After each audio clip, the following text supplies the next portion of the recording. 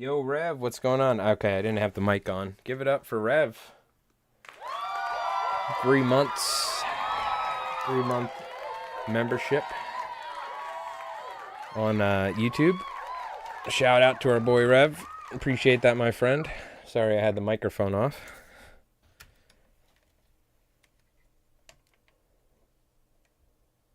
But I hope everybody's doing well. We're going to be doing some fly tying today, some commercial stuff.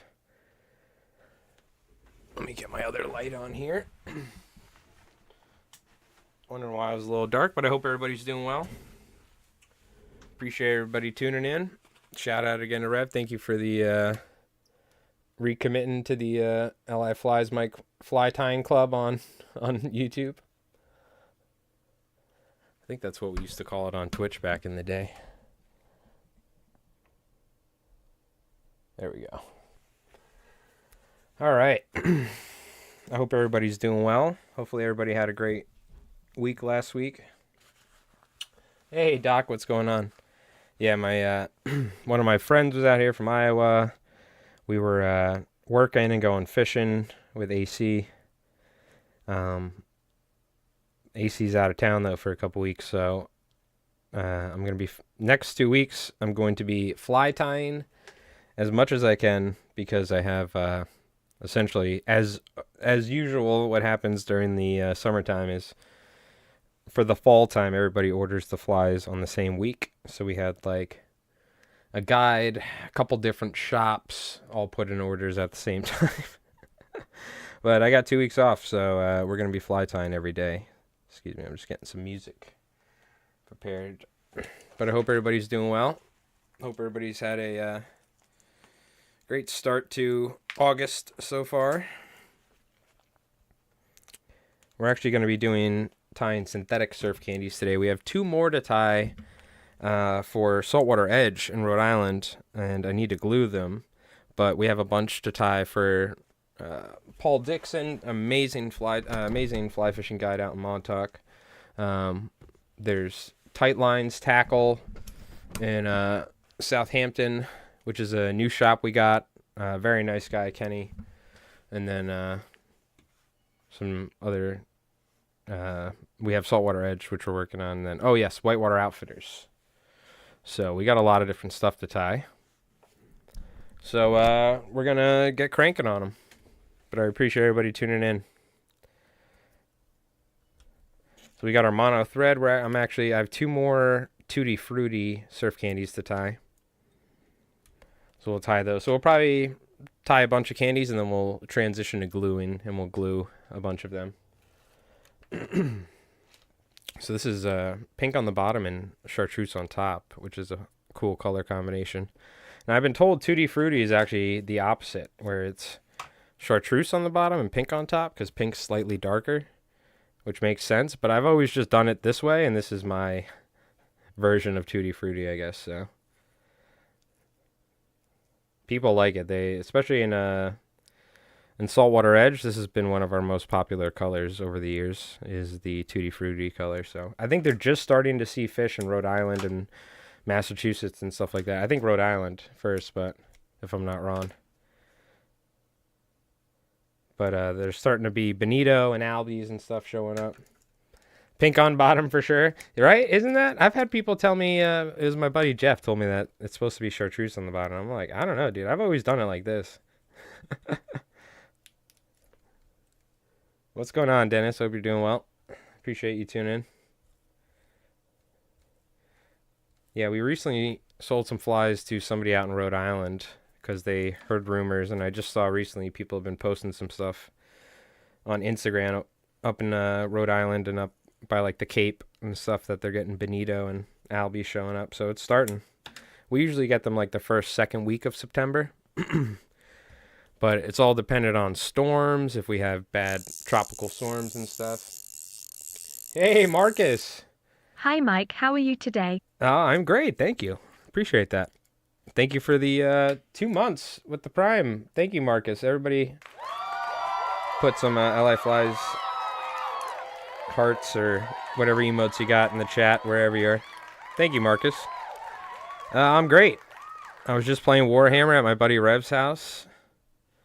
our YouTube member Rev, and good friend of mine. He kicked my butt, and we have about, I mean, just from one guide, we have like 12 dozen surf candies to tie. So I think I have uh like 30 dozen surf candies that we have to tie. So this is what we're going to be doing for a bit.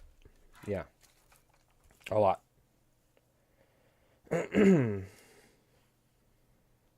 But we're doing great. Thank you. Appreciate it. I hope you're doing well, Marcus. How you been? What have you been up to?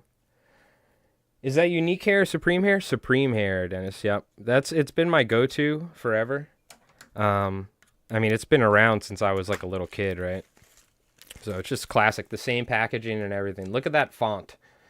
Tell me that's not a early 2000s, late 90s, or even probably like 80s font or something. But yeah, Supreme Hair. Um, from Hedron. Yep, that's right. I've used Ultra Hair in the past and Super Hair. Some of them, I think Ultra Hair might be a little less crinkly. Super Hair, I think, as well. It's a little bit slicker, if I'm not wrong. I could be wrong, though. It's been a while since I've used them, but... one sec here.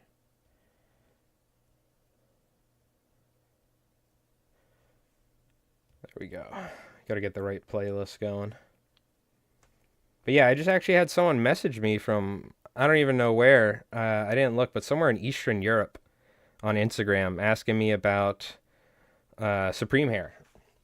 And I said, you can either use Ultra Hair, Super Hair. Supreme Hair is my go-to. It's got a certain stiffness and crinkliness, I guess. I don't even know if this word, but that kind of fits well, and it's what I've used forever. But there's all sorts of different brands out there, especially in Europe and stuff, that are like essentially the same thing. I wouldn't even be surprised if it's kind of just like a almost one for one copy of it. But I've used Supreme Hair like since the probably late 90s or something, so.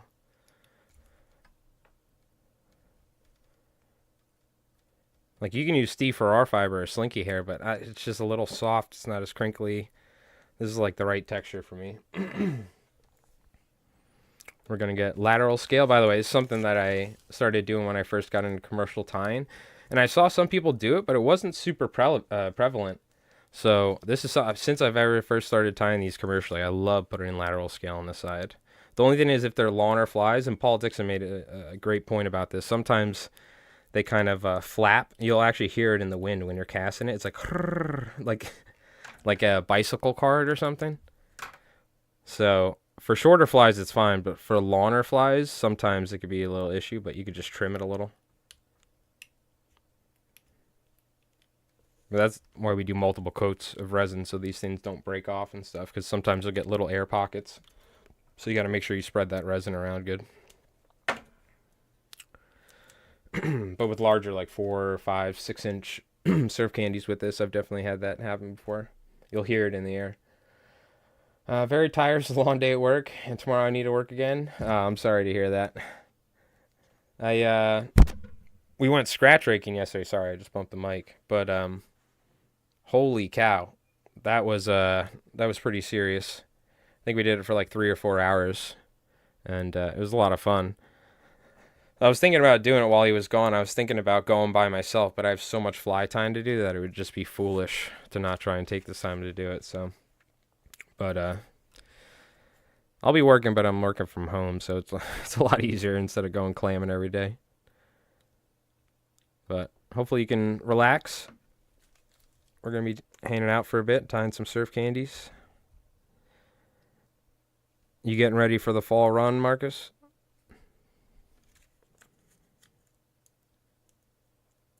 You live in the Northeast, if I'm not wrong, right? You fish for stripers and Albis, pretty sure. All right, put some eyes on there. Let me see what size. Do I have the no 3D adhesive? No, these aren't the right ones. I don't know what size these are. Let me see. Maybe 7/32, possibly. I think that's the right one, if I'm not wrong. Yeah. All right, we got one more of these, and then we're going to switch over to a different size and color. We're going to be tying size 1 odds for a local tackle shop on the east end of Long Island. I have to order Gamakatsus for the fly captain, the guide. Let me see. We got some pink here. It's our last one, and then we'll switch colors. Switch sizes and colors.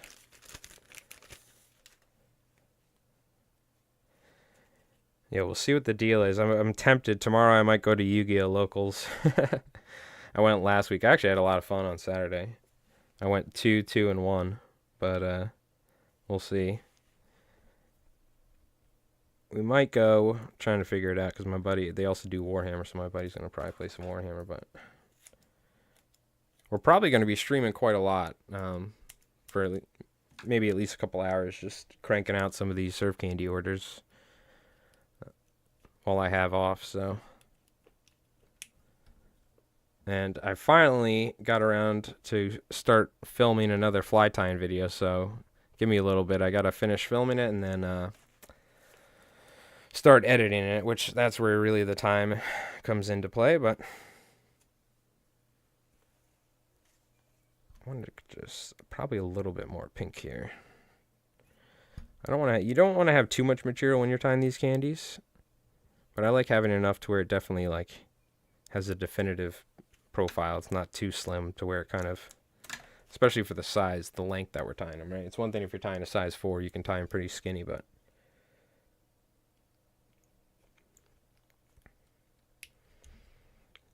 I'll kind of just press that with my thumbnail. I always say the greatest fly tying tool you have next to a bobbin or scissors is your thumbnail. Because you can just kind of manipulate the material, by pushing on it in certain ways. All right, a little bit of flash. And I usually use flash boo, about 3 or 4 pieces in the middle. And then we go with the lateral scale on top. So these are size 1s. I always tied these in size 1 for Saltwater Edge.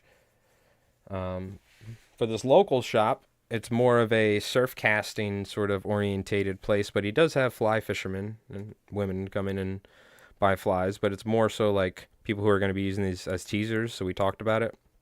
So we're going to be tying these on a size 1 odd. We could go 2 odd, but I think 1 odd is good enough. You know what I mean? These hooks are pretty strong. We don't necessarily need a 2 odd. I remember fishing like size 2 or 4 teasers with pencil poppers, like 2-ounce gibs. And I hooked the biggest striped bass I've ever hooked off the jetty. And there was like this guy was old. He was probably like in his 80s or something like that. He was out there fishing every day. He was awesome. He had this old red Toyota truck. And one day I actually grabbed this dude because a wave came and like hit everybody and like people got swept off the inlet, and I grabbed this because this guy was out there fishing every day. I was like a teenager, you know what I mean? So I'd see him all the time, talk to him. I like grabbed him and he like almost fell off the inlet and got swept out in the inlet. It was crazy. But so I had like a little rapport with him. He was a nice guy. And I'm sitting there fishing this pencil popper. Boom, boom, boom. And I had a tiny size like 4 or 2 Mickelson epoxy. And at the time, I wasn't very good at tying knots, and it was like an 80-pound fluorocarbon leader I was using because there were bluefish around.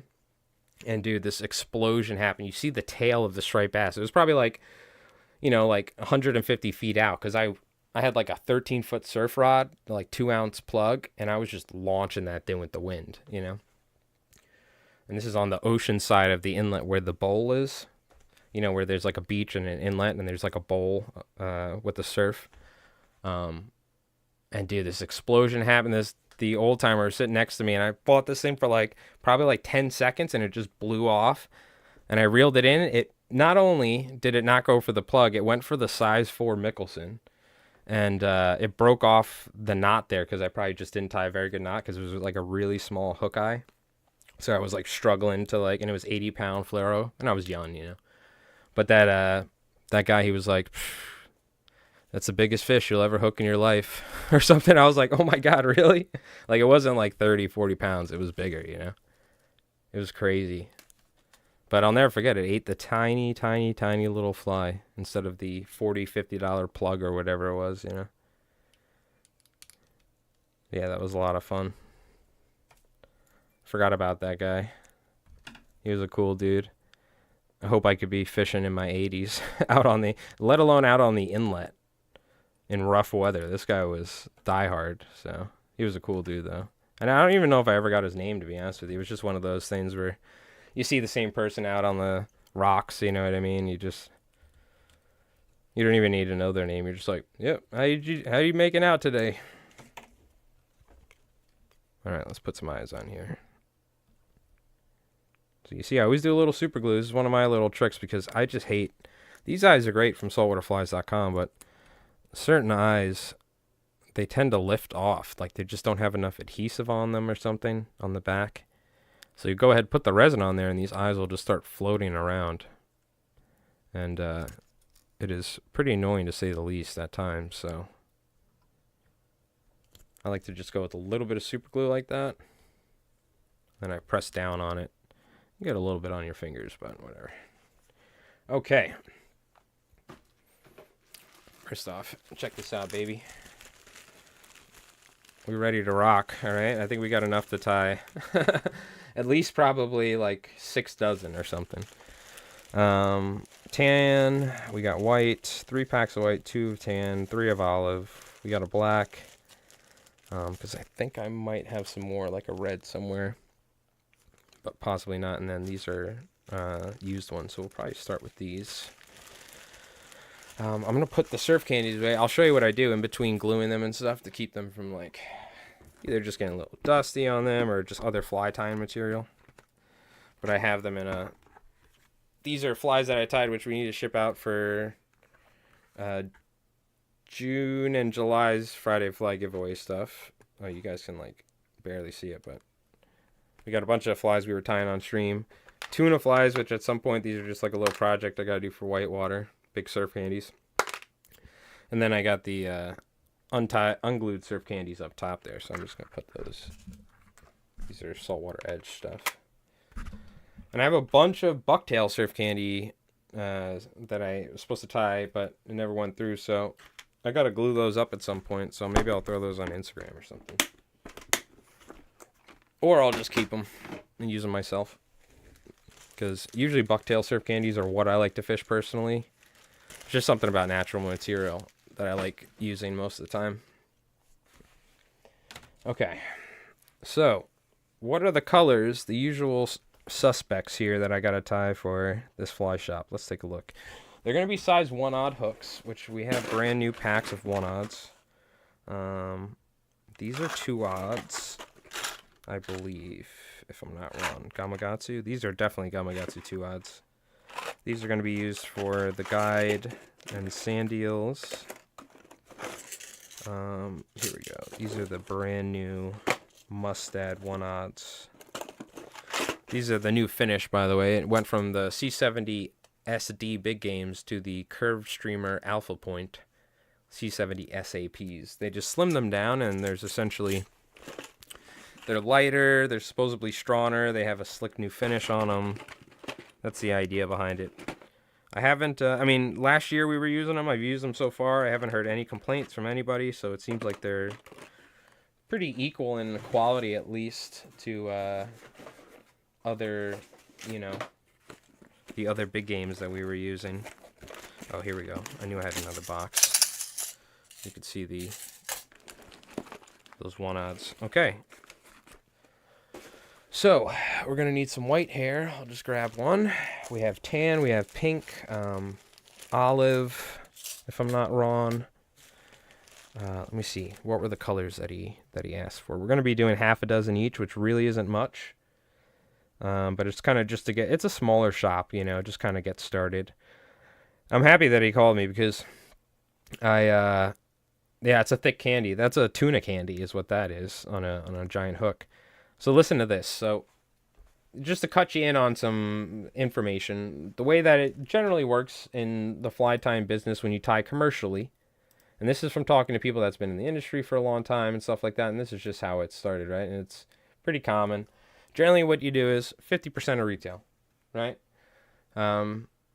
Sometimes a little bit more if the materials aren't provided or this or that, but this particular fly shop apparently was getting charged 70% of retail from what this person was selling them flies. So they had flies for very expensive amounts of money that were not, in my opinion, well, I'll just leave it at that. But so I'm happy that he called me because he was getting, yeah, surf candies were like $19.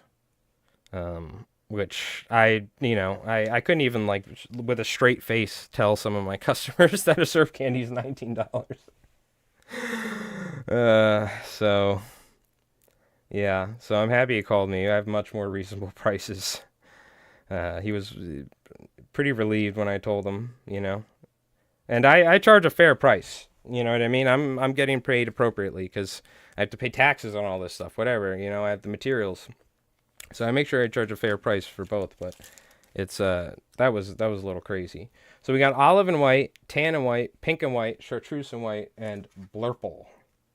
So I'm actually gonna write these down just so we have a list. So we got olive /W, we got pink,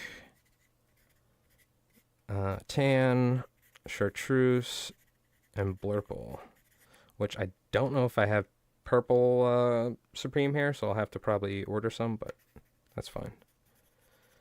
Okay, so we have 2.5 dozen of these candies in one odd. We'll start with the 4 for the appropriate colors that I have, which generally those are the colors that I like to start people up with. Just 4 colors, pretty standard.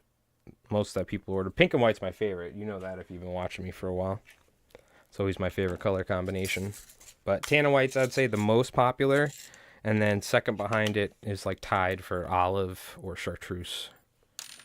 People do like the chartreuse and white, but then some people love the olive and white. So I'd say tan and white's the most popular that people generally ask for.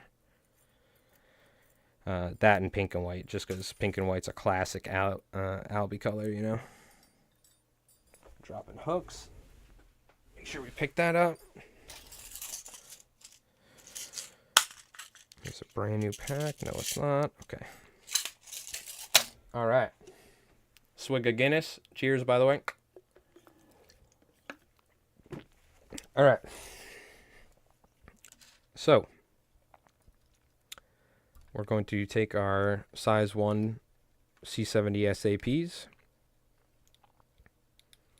And what we're going to do is these are very simple. Surf candies, probably one of the simplest flies to physically tie, one of the easiest. When it comes to like the UV resin and the epoxy, that's a whole nother story. You can always tie a fishable fly, but getting the bodies right is visually sometimes tough, but that just comes with experience. Or you're just amazing. You get it on the first try, which some people have, and it frustrates me to see it, but I'm happy for them. It took me years to do this. You just started tying 3 months ago, and your candies are like as good as mine. I'm like, all right. Hell yeah. Okay. So we're just going to wrap some Bill's body braid on there. Now, really what I should do, and I am going to, is we're going to wrap the Bill's body braid, tie off. So this is how we tie commercially, by the way. And then we go ahead and do the next hook. We do that one after another. That way we don't have to pick up body braid, tie the hair on, vice versa. And this works if you're, sitting down. Let's say you're working on tying Albi flies for the upcoming fall run or something like that. You can always essentially do these in steps and save yourself a lot of time, because this is how I do it commercially when I'm sitting down for 8 hours or something. The less times you need to pick up material, essentially the just more efficient you could be, right? Now, if you're just sitting down tying for fun, let's say you have a trip coming up and you're like, dude, I need to tie 3 dozen surf candies in like 3 or 4 days for this trip coming up. This is where this comes into play. If you're tying for fun, just take your time and, enjoy it, of course. But so we're going to get our Bill's body braid on there. But you can do things like this in your personal fly tying to just make it that much more efficient, Because generally I do either 2 things. And I'm trying to burp but not on the microphone. But I couldn't. Generally, I either tie for fun, and I'm like tying one fly at a time, and I'm like super passionate about each fly. I'm like, yeah, look at this. Put a little bit of this in there. Or I could picture an Albi eating this. Or I'm like, all right, tomorrow we're going out to Montauk. Let me just tie like a dozen flies, a dozen Albi candies or something, maybe different colors or whatever. And that's when I'll just like kind of bang them out or something. But I do love sitting down and like tying each one individually and like putting little personal touches in there. Because I just imagine a giant Albi, like a 10, 12 pounder, smashing this thing on the surface while I'm on my buddy's boat or something. So I'm like putting little bits of lateral scale but smaller stuff in the middle instead of the flash, and then easy body, but we're bucktail deceiver tying it. Just throw a little extra pizzazz on there. We're going to go ahead and... That's the real technique right there. You whip finish, then cut the body. That's the real time saver. Pro move. I just... See, look at that. I just discovered something. I shaved about 2 seconds off that.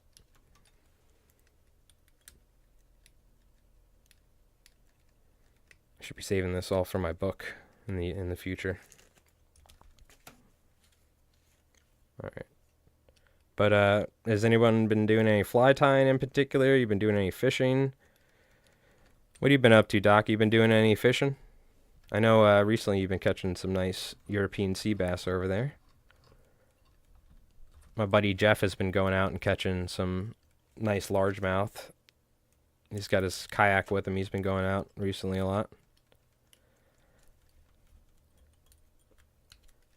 I'll probably try and do some fishing here over the next 2 weeks. Starting to get to the point. It is really hot. The bass are probably mostly nocturnal, but the water temps are kind of changing here and there. It was pretty cold the other day.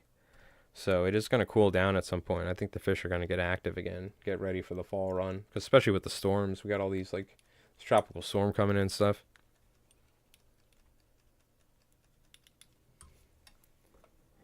I'm just going to trim that.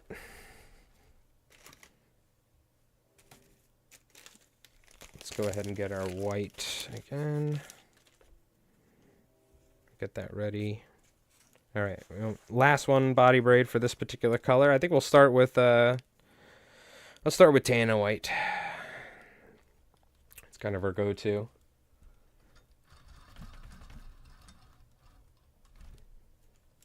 Yeah, but has anyone been doing any fishing or any fly tying?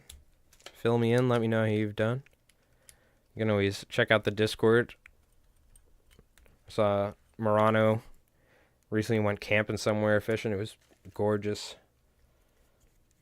Some awesome flies as usual people have been posting. Okay. I don't know why I tied that off, but... Now, the only thing I'm thinking about, and we're going to need to look, they didn't have monofilament thread at the fly shop. So, okay, here's an extra spool, so we're good. We don't need to look for a bit, but I'm probably going to need to order something. I 100% need to order from saltwaterflies.com soon, but I should probably do that later tonight. Got to get thread, got to get a bunch of Gamakatsu hooks, some eyes, stuff like that. Looking for a new vise, Tony? Nice. Probably going peak vices. Nice, okay. Very cool, very cool. Yeah, peaks have always been great from what I've heard, especially people that have had them. I'm a Regal guy myself, as you can see, but we don't discriminate against vice, what do you call it? Against vices around here, so. Was out last week, had a couple of small sea trout, but the weather's been pretty crap recently, and the last couple of days just been working on these orders. Sparsely tied deceivers, like 6 dozen. Nice, that's awesome, Doc. That's something that's awesome about our community. We got a bunch of different people that started or have been commercially fly tying as well, so it's cool to see you folks cranking some flies out. And Doc, you're an amazing fly tyer, so that fly shop's lucky to have some quality hand-tied flies from Ireland as an Irish fly shop.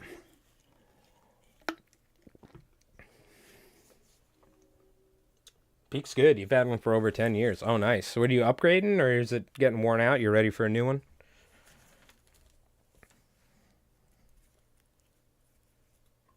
Go ahead and add our flash on here. So, these are 1/0s. They're going to be right about 2 3/4, 3 inches, something like that. We're going with tan and white. Now, is this the one? Yes, this is a open. Okay, real quick, what we got to do. Always put your Supreme hair away in the bag. Don't be like me. And I've started doing it again after years of just letting them run rampant and get all scuffed, essentially. When they're not in their bags, they're kind of like, they get messed up over time. Let's put these away. Also, it's just much easier to work when there's not 30 pieces of Supreme hair open on the table. So, got the brush. Probably won't need that. These are brand new pieces of Supreme hair. Because sometimes, I've had some that are like 10 years old and stuff, and they get all bunched up. So you can just brush them out, and then you're good to go. Ready to keep tying. Just updating? Okay. Nice. Very good. Haven't tied in a bit, but you want to get back into it? Very cool. Well, I'm glad. We love to see you in the Discord, Tony. For sure. Let's see what you're cranking up. Cranking out, I mean. Cranking up, probably not. That could probably mean something. Let's not see that. Let's see what you're cranking out, all right, on the Vice, okay? Now that I think about it. I think I've heard that used somewhere else. She's still good as the day I bought it. I only replaced the washers on it. Oh, wow. Very nice. What Vice are... Oh, on the Peak. Oh, I didn't realize you used Peaks, Doc. Okay. Very nice. Yeah, and you're doing commercial tying, too. I had a Renzetti Traveler, Saltwater Traveler before this, Regal. And that's what I used, like, most of my... from like early, like teens all the way up until, I don't know, probably like early 20s or something. And then I had to replace the part on the jaw because like the pin would pop out and the rubber band thing would have an issue for tension and stuff. So I had to replace some stuff, but then I got my Regal and everything's been good. I did have to have one of the jaws replaced at one point, and this one has formed a crack. But, I mean, I've used this so many times. I've transported it all over. It's fallen around and stuff. This thing's like a straight-up workhorse. I like to describe the Regal Vice like this as kind of like it's almost like a snap-on tool. You know what I mean? Yeah, what we just tied was for Saltwater Edge. We actually took a little bit of a break fly tying in large amounts last year because I was commercially shell fishing the whole time. And bunker fishing and shiner fishing, and now I have a much more flexible work schedule. I'm working, and now I have more customers than I've ever had, which is great.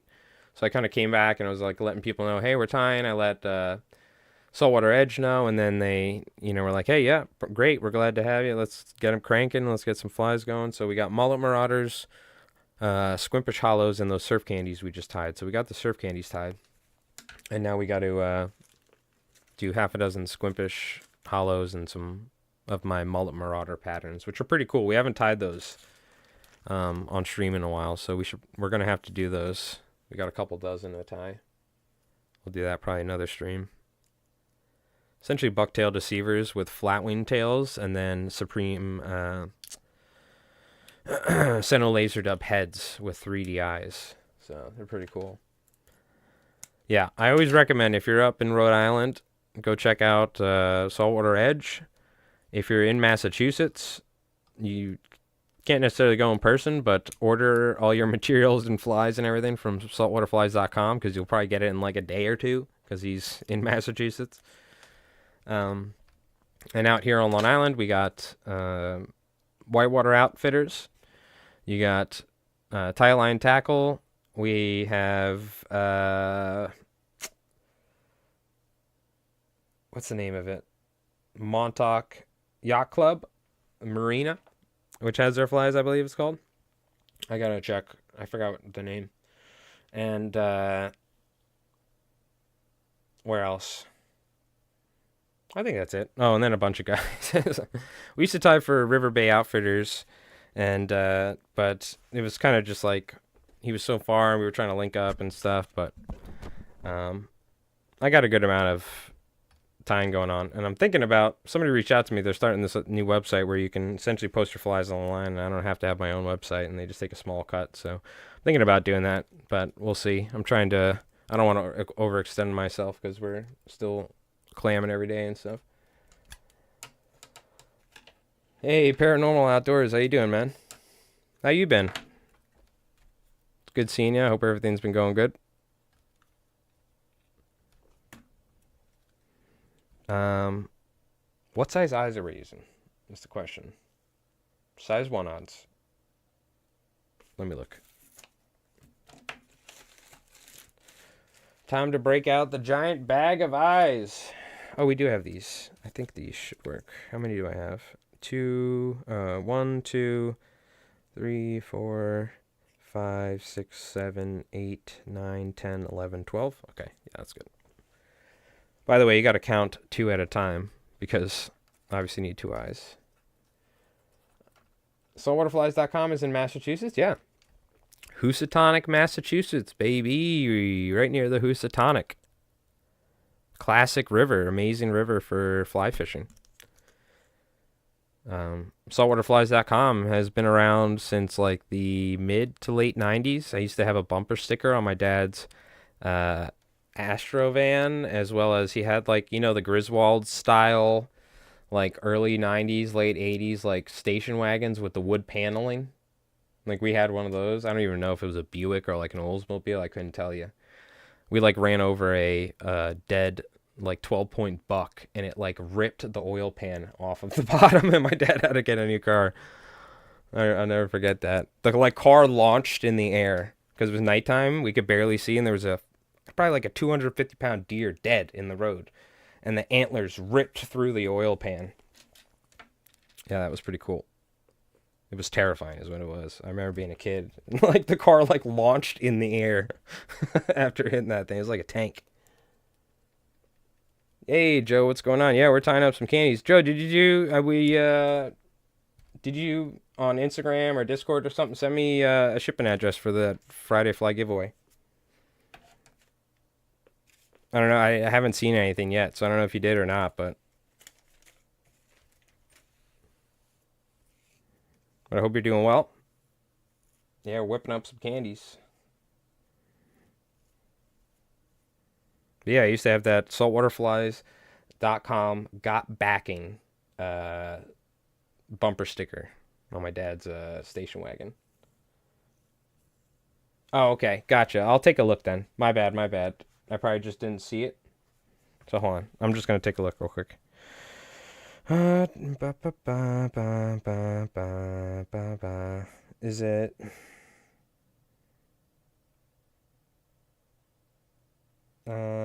is it like there was a request or something? Oh, I got you.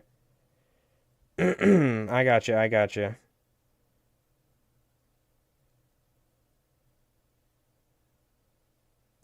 Um, was that from? Yes. Okay, I got you. Yeah, yeah, yeah. All right. No, we'll chat. I got you. I saw you sent me a message. I don't know why it's same thing with Southern Fly Guy too, for instance. Okay, cool. It was like a request. I'm sorry, I didn't know why, but all right, we're good. Yes, I got you. Mm-hmm. Mm-hmm. Thank you, Doc. Yep, that was it. Still have a month and a half till Martha's Vineyard for a week. Can't wait. Oh, nice, dude. That's awesome. I think it was either in Rhode Island recently or Martha's Vineyard. I saw some dudes just like catching Albies the other day, or like Benito or something. Nice ones. So it's starting to pop off. So any day now, or not any day now. We have about a month, but in about a month, it's gonna start popping off here too. So. Not any day now. We still have a little while. I don't want to get too ahead of myself. It's only August 7th. But up there, up north, they get them much earlier. So, which is always cool. But we get to catch Albi sometimes into November. So, that's pretty cool as well. I once didn't go to a deer hunting trip in November in West Virginia. A, because I realized later, I was like, I got to go all the way to West Virginia. And the other thing is, and then I'm like, what am I going to do? Like, I got to transport the meat and stuff. And the Albi fishing was so good that I just stayed anyway and lost my deposit, but whatever. It wasn't much anyway, but the Albi fishing was too good. And it was like the first year I really started catching them really, really good.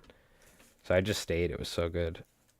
All North Shore sound Albi fishing, but the South Shore usually dies down in late October, early October.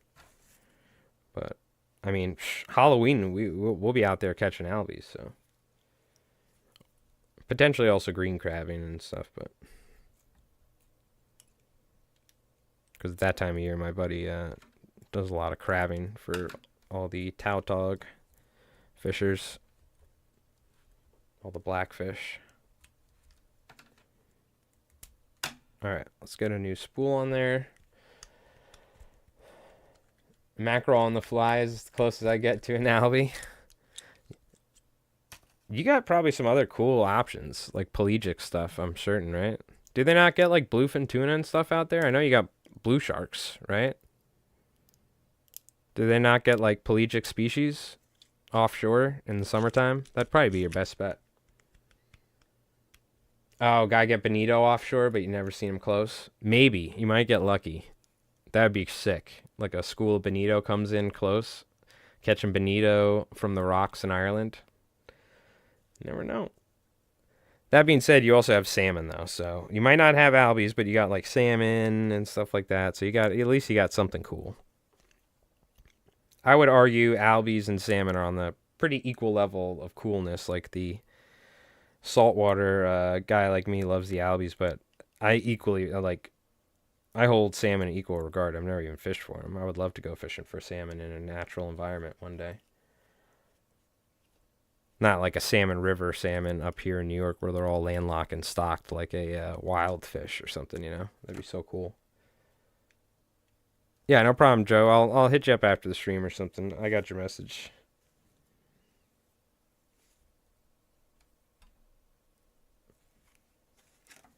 We'll crank out. These are, again, the 1-odds.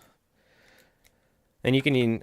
This hook is more than large enough to fish as a teaser. It's not an ideal teaser, but I mean, we're talking about like casting eggs with albies and stuff like that. You know what I mean? And I'm not tying surf candies on size 4 odds, I'm sorry. Because he does want them to be able to be used by fly fishers as well. So we're going to keep them to a relatively normal size. Now, people love fishing smaller size hooks for albies. I love size 1 odds. That's kind of my ideal. I can wrench on fish. I'm not scared of like fish being very picky about size. A lot of times I think you put it in front of the fish and you get their attention. I mean, I've had fish turn on a dime for the Albi hose. And they're just bright white, like 3.5-inch, feathers with hot glue, and they just turn on a dime. They see that thing hit the water because sometimes they're just so aggressive.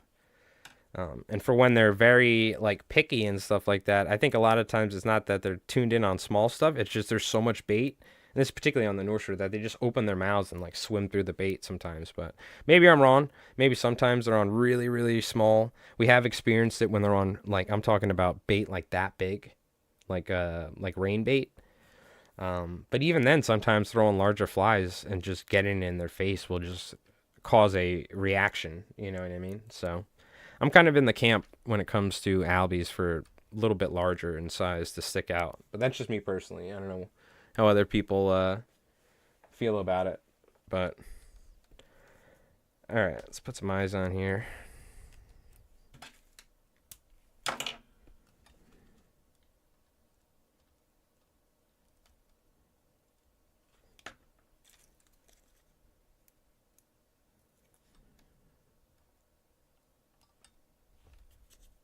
Put some eyes on here.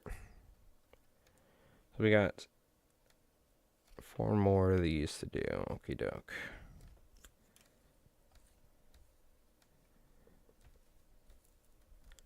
Yeah, these are nice hooks. I like these newer mustads. They look pretty good, and they feel almost just as strong. They're definitely lighter, but supposedly this coating is better. But hey, Supra, what's going on, man? How you doing? Probably have to head further north to get some ocean run salmon. Yeah, yeah. I think if I was gonna do it, I would go to France. I mean, not France. I'd go to what is it? Um, the French-speaking part of Canada. What is it? Is the Gasp River? I think right in Quebec. I want to say someplace like that. You know what I mean? Where there's giant Atlantic salmon in these larger rivers up in Canada.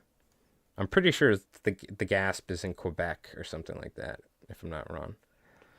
But those are East Coast fish, so if I'm not wrong, yeah, they're Atlantic salmon. So they, and I'm pretty sure they're like ocean run fish. I could be wrong about that. Maybe if some of you have more information, just look up the Gasp River. I think it was like the new Fly Fisher or something. That one show, which is a pretty good show. That guy's been doing it for a while. I think he goes up there, and I'm talking about, dude, these fish are massive, massive salmon, like crazy. The sort of thing I would have a heart attack over. Which is what, if I was gonna do it, that's what I would want to do, right? I mean, I've caught steelhead, like 8 to 10 pound steelhead, and that was so much fun as well. And they're stocked fish. Um, so I'd probably even enjoy smaller, like a not as crazy of a salmon fishery as long as they're. I definitely would want to go for some sort of like wild or more of a, I don't know, not on the Salmon River in New York where like you're gonna have to fist fight somebody or they're gonna try and fist fight you, like dumb stuff. People get wild up there. It's like a battleground. It's like going to Montauk in October and trying to shuffle your way into all those guys in the surf.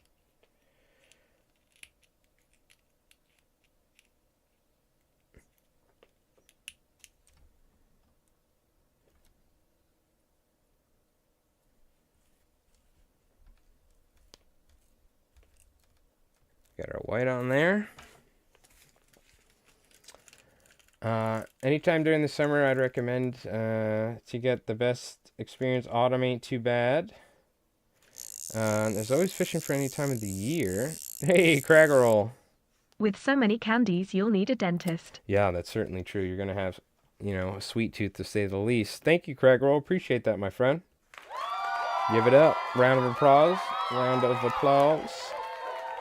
You're definitely gonna need a good dentist for sure. But thank you, Craggerroll.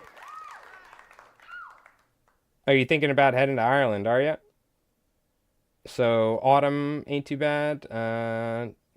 Anytime during the summer to get the best experience. Autumn ain't too bad, and there's always some to go fishing for any time of the year, whether it be pike during the winter or bass and pollock and many other species during the summer. If you're planning some fishing in between, yes. Doc is our resident professional fly fishing Irish expert about our island. So, thank you, Doc. But thank you, Craggerroll. How you doing, man? What you been up to? You home still? You fishing and stuff? Or you working? You traveling? What you been up to?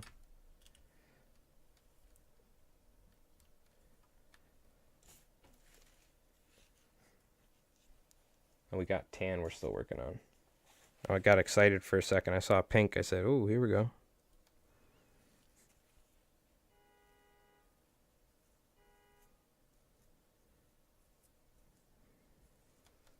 Now we're gonna use all this. Cut this off. I love that. That's perfect. 3 candies, and we cut it right at the end. I hate it when sometimes you undergauge or overgauge, or sometimes the Supreme hair is just like a different size. Like it just happens. And you get like 2 or sometimes 3, and then you end up with a piece where it's like that long, which you can use for like really small flies, but I always like it when I get like the perfect amount on there. So.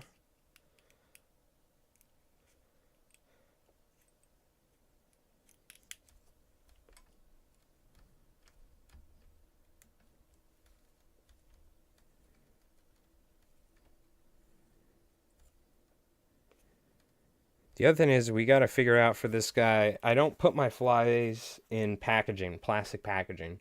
I mean, because it's just another thing of trash that can end up in the water, and B, because it's a pain and I hate having to deal with it. So, every place that I sell to has display boxes, or at least I say you guys got to figure out how you're displaying it. You want to bag it, do that, and put a price on it or whatever. That's on you. I'll sleeve them up for certain places when I'm shipping them because they don't have a storefront, so they're just gonna ship them like that. Um, but so I got to figure out maybe like something to put on his wall or like a small display box we can make him or something. I got to figure out what to do, what he's got to do to display it nicely. So I'll try and figure that out. But I was thinking about it, probably some sort of small box or something. Because I have display boxes that sometimes I've lent to people before in the past that were just starting fly stuff and whatnot. And then until they got their foot, but it doesn't really have a lot of room in a shop, so probably something on the wall would be best.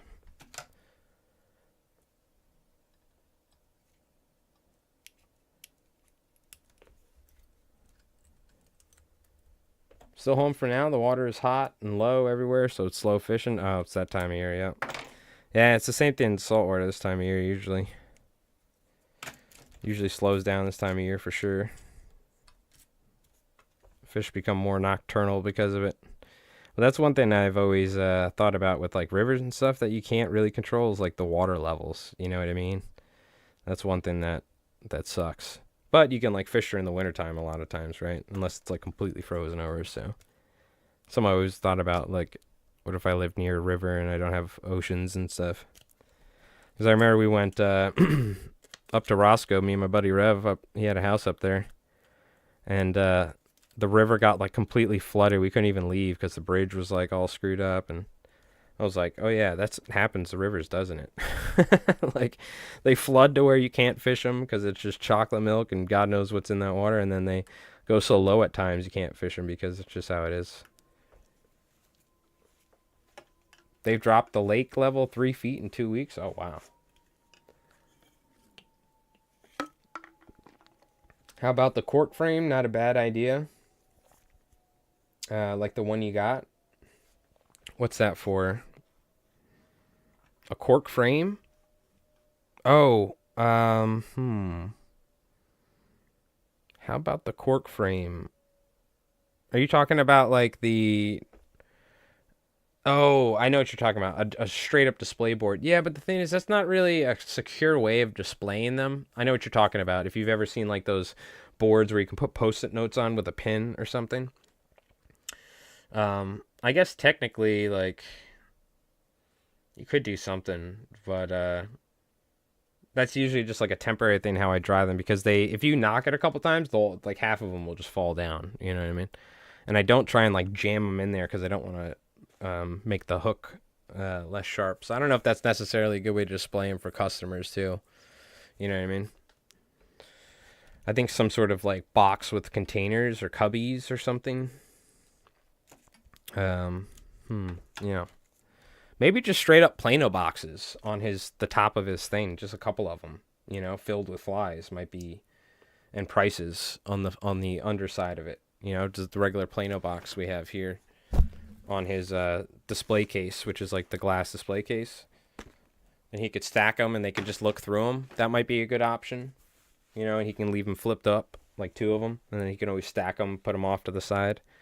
That could be an option I'll recommend.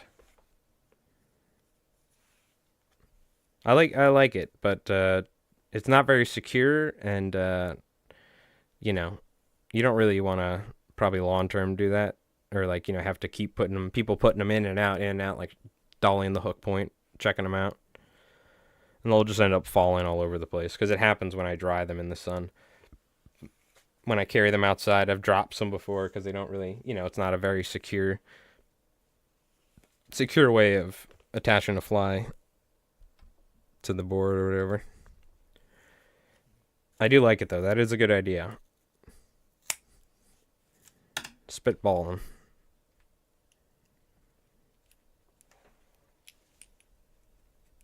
Yeah, I am way more faster when I'm not sure. I don't know what happens. I start like going on tangents and we're talking and stuff. But usually I'm like listening to music or whatever, and I'm just like getting to like the zone. But I looked over and we tied 3 of these. I'm like, oh man, did we? I mean, we did tie a bunch of. We did knock out a couple of them earlier, but yeah, there's something to say. I'm sure it happens to other people who tie in large amounts, like Doc. Once you kind of just hang out for a bit, you kind of get in the zone. You just start cranking flies out. Next thing you know, you got like 4 dozen done or something after a day's work.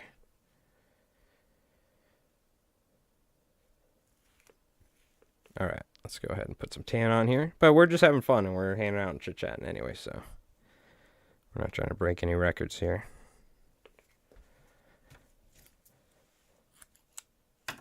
Been working so much recently, I figured got a bunch of time off, so we got a bunch of fly tying to do. You know what goes well with fly tying? Streaming. We're stuck here anyway, so hanging out might as well hang out with you folks, tie some flies. Hey, Southern Fly Guy, how you doing? How you been? Hope everything's going well. Hope you've had a good past week or two since I recently last saw you, or whatever.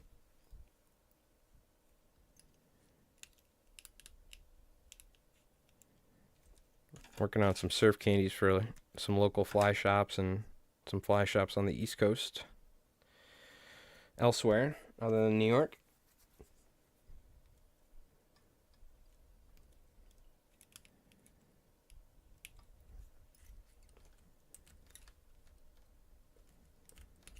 Go ahead and whip finish this, throw our eyes on. We got a couple more tan, then we'll switch to pink and white.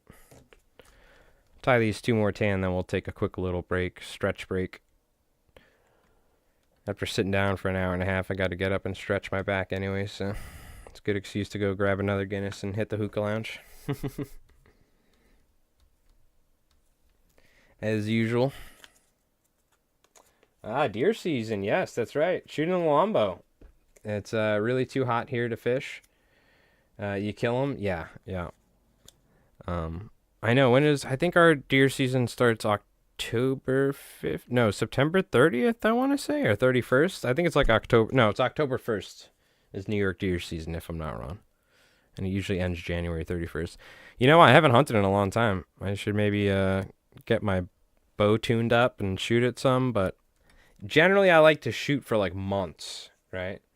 But I mean, it's not too. I mean, the thing is, it's kind of like riding a bike when you pick it up. Especially like we get pretty close shots in general. I'm not taking a 20-yard shot probably, like 15 and under. I've shot deer at 20 yards, but you know, I got to get more comfortable again. But we'll see. Maybe I'll go deer hunting. It's been a while. I just hate climbing in tree stands. Oh, there's some massive deer. Not necessarily where I hunt, but there's been some really big deer that have been shot on Long Island with bows. There's some big ones. Me, I'm a meat hunter. The thing is, I don't have a freezer. I need a new freezer. Disaster. Buddy gave me like 50 pounds of deer meat and a freezer I've had for years with some meat left over from a deer I had from the previous year. The freezer stopped working, so that was not fun to say the least. So after that happened, I took a break from hunting because I was pretty upset. Yo, Brew, thank you with the 55 months. Holy cow, give it up. Give it up for our man Brew. Thank you, my friend. 55 months. What a legend. We got some long-term supporters on Twitch. I appreciate that, my friend. Thank you. But yeah, that's one of the reasons why I took a break from hunting. After losing all that meat, I felt like so bad, and it wasn't my fault. The freezer just stopped working after like 5-6 years. So now I'm gonna buy a new freezer every 5-6 years. It was a nice one from like Walmart too. I mean, it was Walmart, but it was like a $300 freezer. I went down there, and the thing is, the light worked. Like the light was on, it was working, quote unquote. It had power, but the motor stopped working for the fan or for the AC or whatever, refrigeration. Yo, Southern Fly Guy, thank you for the 2 months as well, my friend. Appreciate that. Everybody, get those LI Flies hearts in the chat. Oh, Jerry cut the applause off short. But thank you, my friend. Thank you. But thank you for reminding me. Maybe I should go shoot my bow a little bit this week. You're right. I'm going to be honest with you, though. I'm probably going to go fishing for Albis. I usually like hunting in the winter, though. I'm very allergic to poison ivy. Poison ivy is, I've been told, a marine plant, or at least it can, I mean, you find poison ivy growing in like saltwater at times here. So there's so much of it around. I've gotten it so bad many times. Very bad. So I usually like to go hunting later in the season. When a lot of the those baby ticks have died by the thousands, because those are terrible. And then the what do you call it? There's baby ticks, and there's the those little things that bite you. And then the poison ivy usually dies off around like November. And I like hunting in like the snow and stuff like that too. I really love hunting in the snow, even though it's freezing. I've had a lot of fun hunting in the snow from like the ground and stuff while it's snowing with the recurve. So we'll see. Maybe I'll get back to it this year. Or maybe I'll just shoot my bow and get ready for next year or something. So we'll see. It is a lot of fun. I just enjoy being out there. I don't even need to shoot a deer. You know, I love eating venison and stuff, and it's a special moment. You get to harvest some meat, you know, with a piece of wood and some carbon arrows, essentially. You know? But it's just great being out there. You know what I mean? Seeing like owls and all sorts of cool wildlife, and having deer all around you at times. But that being said, I hate using climbing stands and climbing in trees. It's not I have always had a fear of heights, and I almost got stuck up at 30 foot one day. That was actually the day I shot my first deer. The bottom of my tree stand fell down. I was 30 feet up in the tree, highest I've ever been. I use a lone wolf climbing tree stand, and it's very small platform. Like the seat is literally like that big, right? And the stand, there's no handles on it. You just have to like hold it and then do the thing, and then you kind of like, I'm grabbing the tree. It's a very like lightweight and small profile, so you can shoot a big longbow and stuff and not hit like the railing like on the other tree stands. And the bottom tree stand fell, the bottom part of it. I was stuck there. I had to use my folding saw. I've told this story before on stream, but it's crazy. I was going to call the fire department because I was 30 feet up in the tree, and I was like freaking out. My legs were like almost going numb from the tingling sensation of being so high up. So I took my folding saw, which you always have a string with a clip to lift your bow in and out of the tree. You never like carry your bow while you're doing it, right? You could damage it and this and that. So I took my clip and the rope, picked that up, attached my folding saw. I always carry a folding saw that folds in half, you know, to cut limbs and stuff like that for the climbing stand, or like get things out of the way, brush and whatnot.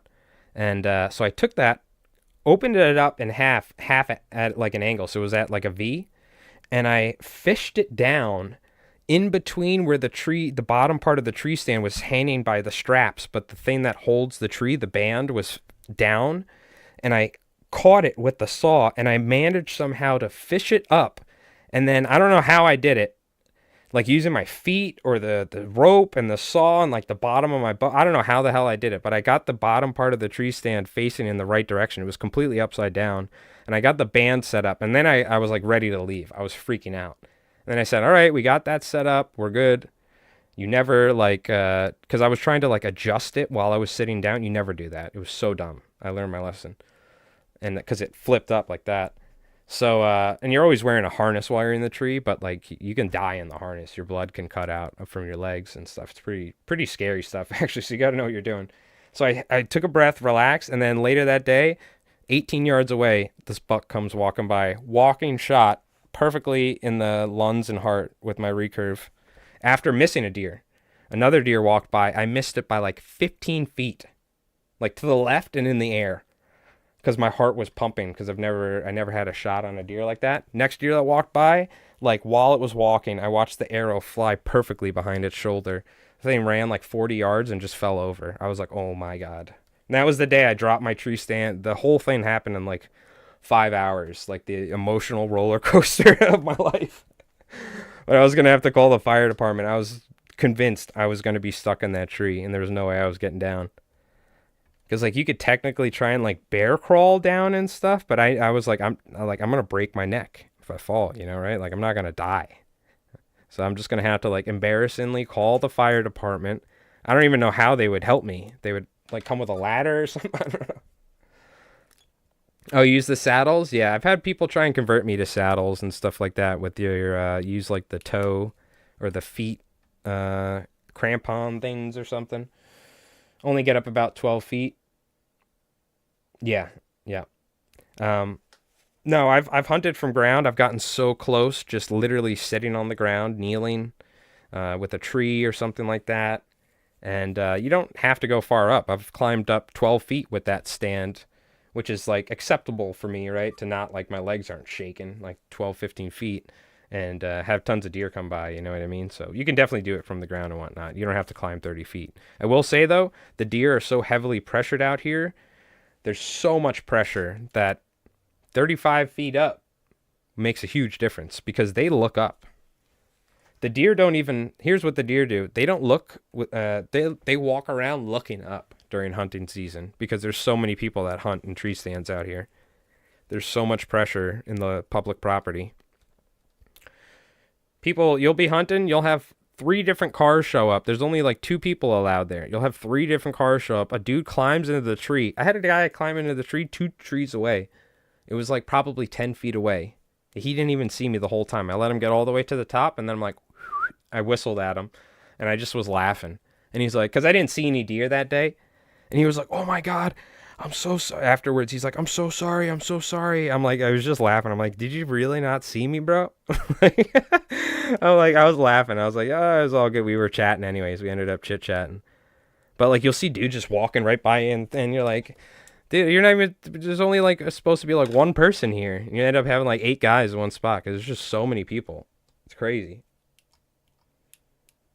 People walk up to me and in the tree and they're like, "This is my spot." I'm like, "What?" They're like, "I'm the one that hunts here." I'm like, "All right, cool. Not today, I guess. It's public land. What the hell are you? It's county park. What do you want?" like, just don't slash my tires, please. All right. Oh my God.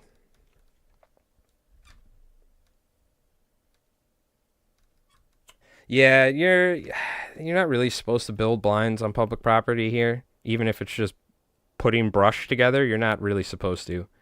I do have a ghost blind. You know what those are? The mirrors.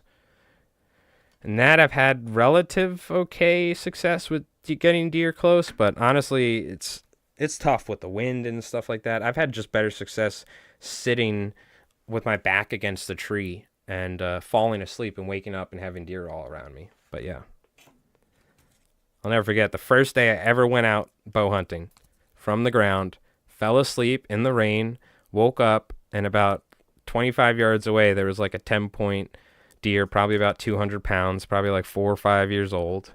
Beautiful looking deer. And he just walked away, and there was no way for me to get a shot and stuff, so I just sat there and watched him. But I fell asleep, and I was fucking probably snoring. I'm not even joking. And he was just hanging out. Because they can tell if you're just sitting there, like not motionless or not moving, they'll just walk up and around you. They don't even care. Even if they smell you. Like, I've had deer walk, like, because I've fallen asleep multiple times while deer hunting. Hate to say it, but I'm waking up at like 4 a.m. or something. Got a bio-owned land. I got a small 5 acres that got passed down to me from my grandma. Good hunting. Nice. Yeah, it's a little bit harder out here on Long Island, I'll tell you, to have enough property to even be considered large enough to hunt on it, but we are lucky. There's a ton of public access, so I've just over the years learned to go places where there's less people, because there's just deer everywhere. Some places are better, but I like exploring, and I also like hunting from foot, which is very taboo for around here, but one day I will get a white-tailed deer on foot. I've almost done it like 4 times now, but thing is, I've learned, and this is what I've been told, and this is my personal thing, I never take a shot if I don't feel confident with a recurve. You're not aiming, you're not using a sight, you're literally looking and the arrow goes there. And it's all about repetition, it's all about confidence and stuff like that. So If I never feel confident, I don't take the shot because I don't want to injure, a deer or something or whatever. Take a bad shot. So every time I've been on the foot, on ground, I literally walked up on deer before in the snow.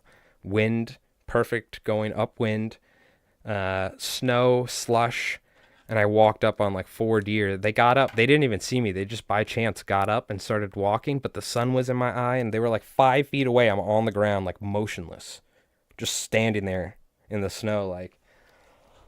But I didn't feel good about it, so I just didn't take the shot.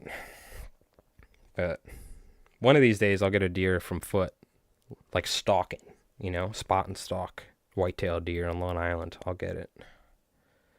And hopefully not get shot in the process by somebody with a compound.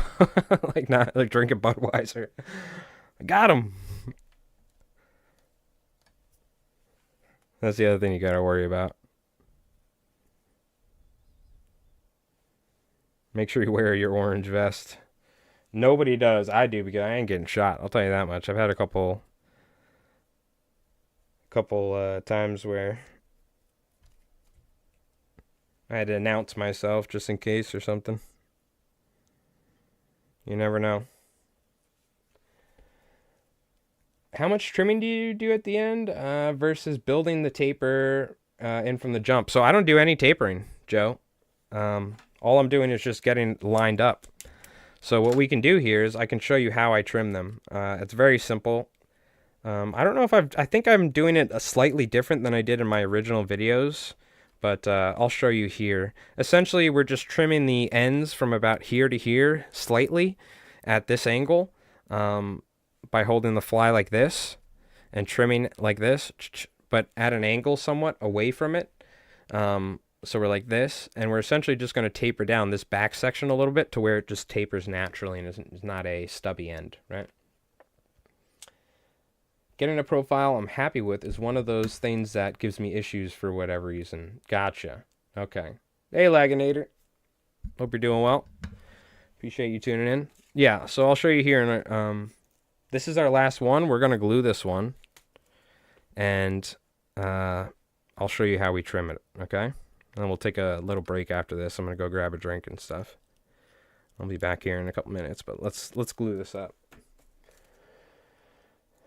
With the EP minnows, yeah, it's a different material, right? For sure. I'd say it's much easier to trim EP than it is this Supreme Hair. Supreme Hair is like a harder material to trim in general. That's why they have synthetic scissors and stuff. I use regular scissors, but you just got to make sure they're sharp.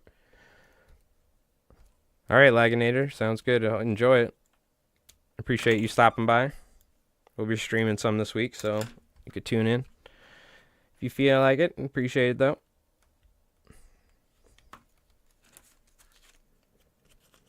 Yeah, we'll glue this one up. I'll show you how we do it.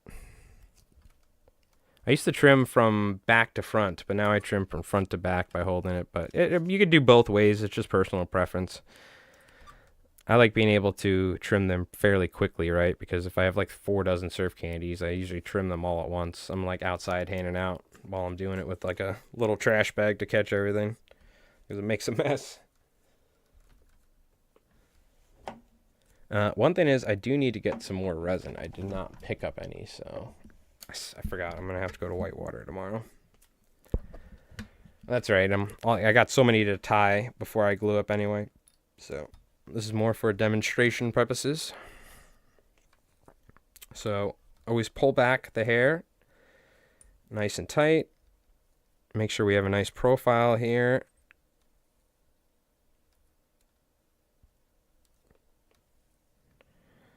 And what we'll do is, I'm going to have to hold this upside down for a sec. Bust out the DevCon. Hell no, I ain't using epoxy. Hell no. Road trip to upstate New York? Hey, I might have to one of these days, Brute. I'll come hunt with you.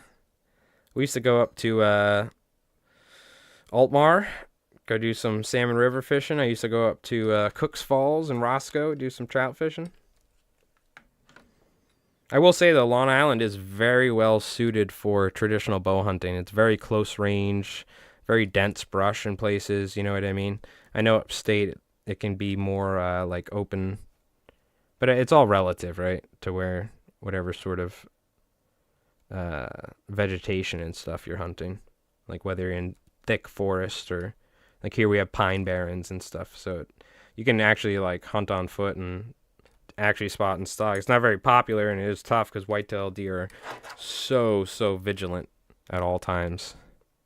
If they were a magic card, they would definitely have vigilance. White-tailed deer, without a doubt. I wish we got striped bass here in the UK. How's it going, Paul Samo? How you doing? Yeah, but you got European sea bass, and they're pretty close. They are pretty close. Speaking of which, let's pull up the Discord. Do we got to do it? We got to do it to them. Come on, Doc. Show us what you got. Yeah, no, we are lucky. Striped bass are an amazing species, and they're absolutely they're my favorite fish to catch for sure. But European sea bass are very similar. I don't know if they get as large. Yeah, they don't get as large. But they are very cool. Let's take a look.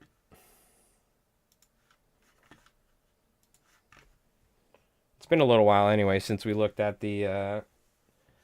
This is Murano, camping in the highlands. Look at that. Man, that is... You don't want to break your leg out there, right? Wow, look at that, though. That is gorgeous. This like reminds me, this is like Arctic highlands almost, right? It's pretty wild. Not Arctic, but you know, you kind of get the idea. Not too far off, honestly, with how far north he is. But like, look at the vegetation and stuff, you know what I mean? Very cool. Wow. It's pretty cool. I'd be worried. I don't know. Do they have bears out there? I don't know. Craggerroll, yeah, with the flounder. Shrimp fly, very nice. AR with a nice largemouth there. Very cool, very cool. Craggerroll catching some fish. Yep, there's the weak fish, by the way. Craggerroll beat me to it. Caught a weak fish on my own. Was that your fly? Yeah, one of your flies, I think. Bamboozled with some nice fish. We got some pickerel and whatnot. Another speckled trout, which you can see the difference. The weak fish have like yellow in the fins and stuff, and also the mouth is kind of different. Dock with a greater sand eel. Check that thing out. That is so cool. That is a massive sand lance or sand eel in Ireland. That's like tuna bait. We get those out in the ocean, and that's what bluefin tuna eat. So you fish these really big flies or jigs, plastic baits. But here we go. Look at that. That's a nice sized European sea bass, man. I mean, that's like, you know, generally I'd be happy catching a striped bass like that. You know, 9 pounds, 10 pounds on the fly. So very cool. Beautiful fish over in Ireland. All right, Laginator. Have a nice night, man. Appreciate it. Thanks for hanging out. Anaconda. Look at that. Beautiful brown trout. So, yeah, you might not have, what do you call it? You might not have striped bass, but you got things like salmon and sea run. You know, I would definitely give some something to go catch some of those. So another nice bass from Doc. That being said, yes, I love striped bass. I wouldn't give them up for other fish. I wish I could get some fresh flounder shipped to me. Local store used to have some, but not anymore. Yeah, flounder in general. So that's the thing. I don't know if your local, like down south, they call fluke flounder. Up here, we call fluke, and we have flounder. You know, they are technically different species of fish because their eyes are on separate sides of their heads, vice versa. Winter flounder is what we call it. Unfortunately, has been like overfished and decimated. Also, due to the fact that seals have kind of exploded in numbers out here, and the seals just love eating those things.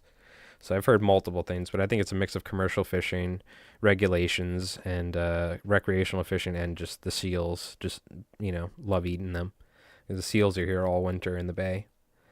So we don't get a lot of flounder. So I don't know if that has impacted flounder fishing, you know. The East Coast flounder fishery in general, the winter flounder fishing, is not really healthy at all.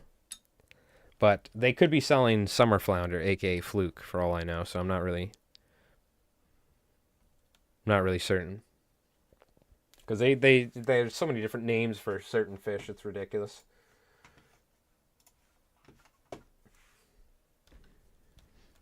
So what's your go-to over there, Paul? You a salmon fisherman?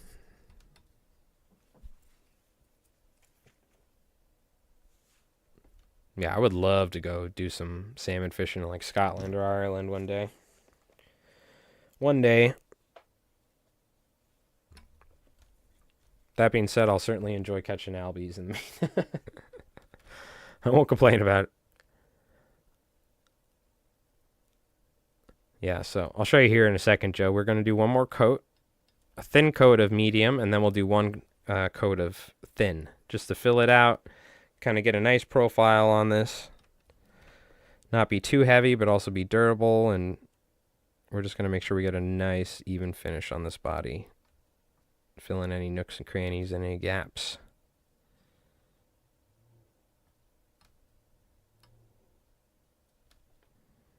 Yeah, I should actually ask somebody. This fellow asked me the other day on Instagram. He watches, I guess, some of the videos, but I want to say he has to be like probably somewhere in Eastern Europe. I'm not really certain, but I should ask him what sort of flies he was, what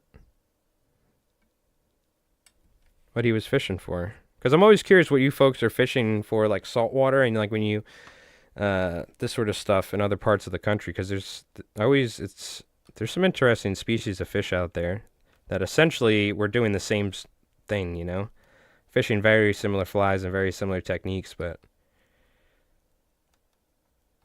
like one day when I go back to Turkey, I don't think I brought fly rods and stuff, but it's tough. But we're gonna like have to hire a guide and go out and go for like bluefin tuna out in the ocean or something, out in the Mediterranean, because I don't think I've ever seriously given it a real shot of saltwater fly fishing. It was just in Turkey.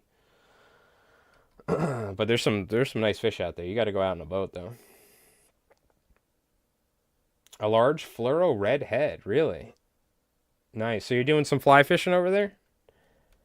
Very cool. They're disappearing fast. Yeah, I know. Salmon all over the world are disappearing fast, unfortunately, for like 5 million different reasons. Fish in general. So yeah, I'm not. We'll see what happens, but yeah. At least they're trying like stuff with, particularly with striped bass regulations and stuff. But I don't know. Just globally, there's just millions of different things that are happening, reasons why fisheries in general are getting decimated. Environmental reasons, overfishing, pollution, it's just so many different things. Unfortunately, it's they're gonna fish populations are gonna have a tough time, certainly.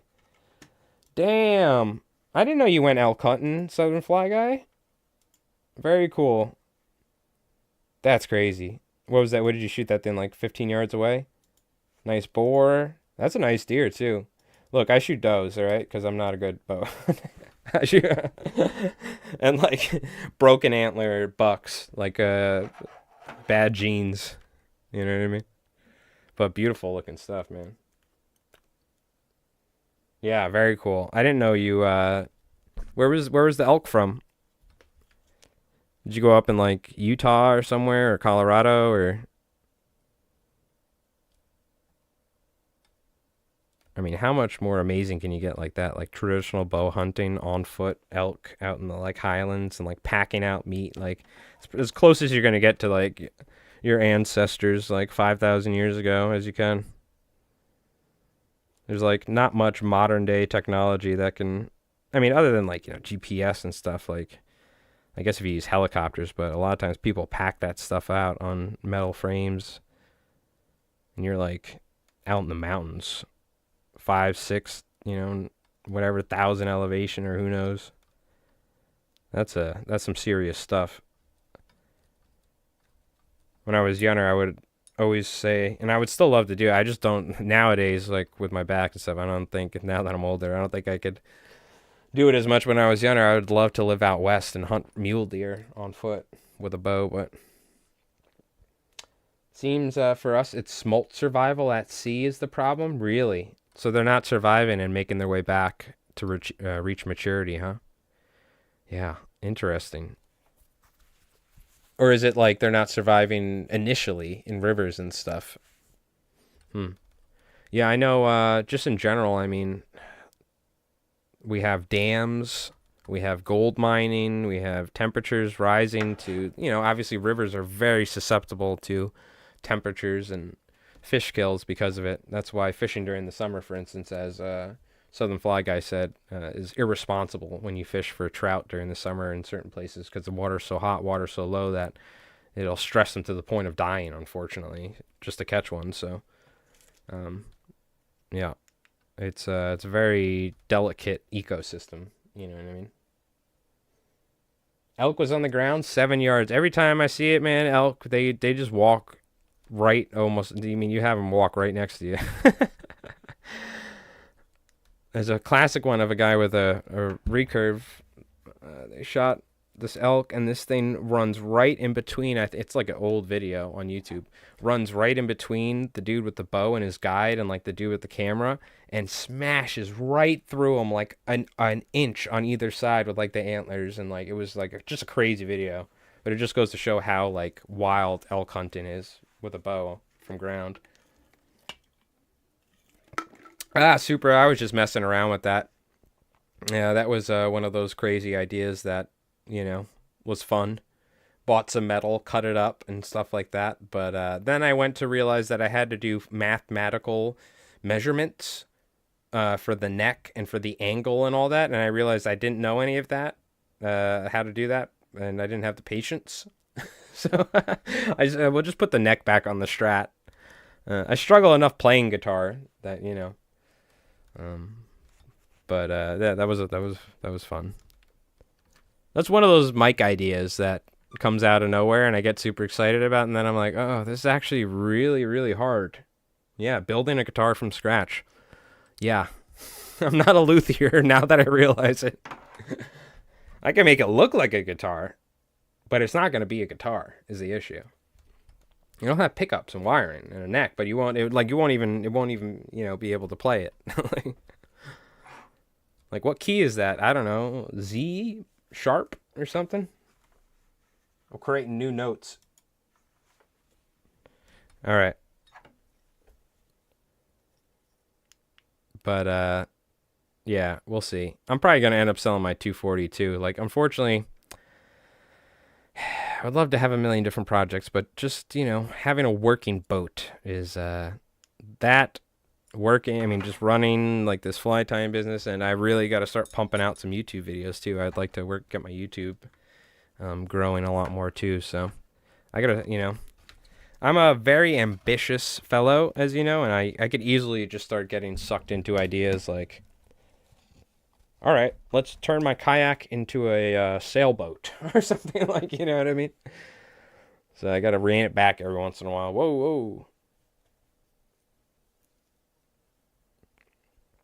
I'm very passionate and I'll jump from thing to thing. So I've been trying to be a little bit more focused. Because I'll you've seen it. We're playing D&D, then Magic, and then we're doing this, and then we're that, and I'm making music, and then I'm, doing that, and this, that.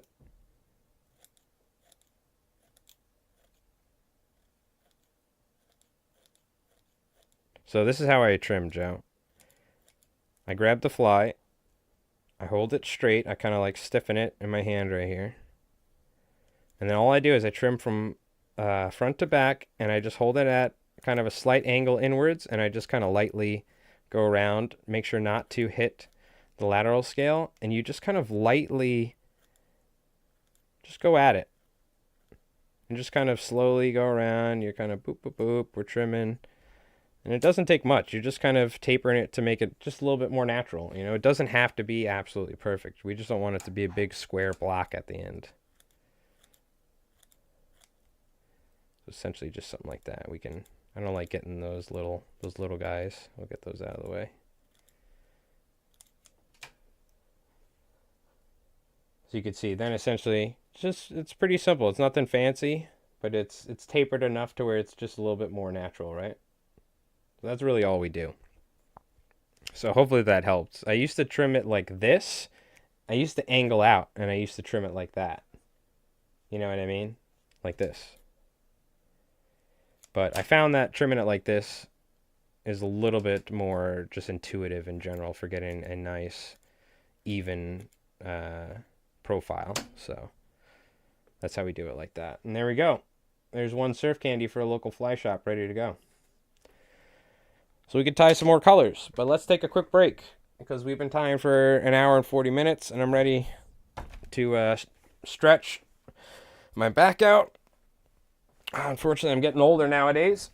And hit the hookah lounge real quick, and we'll return to fly tying here momentarily in just a moment. Or shortly in just a moment. I use a similar fly for our bass and color with a Sharpie under the final coat.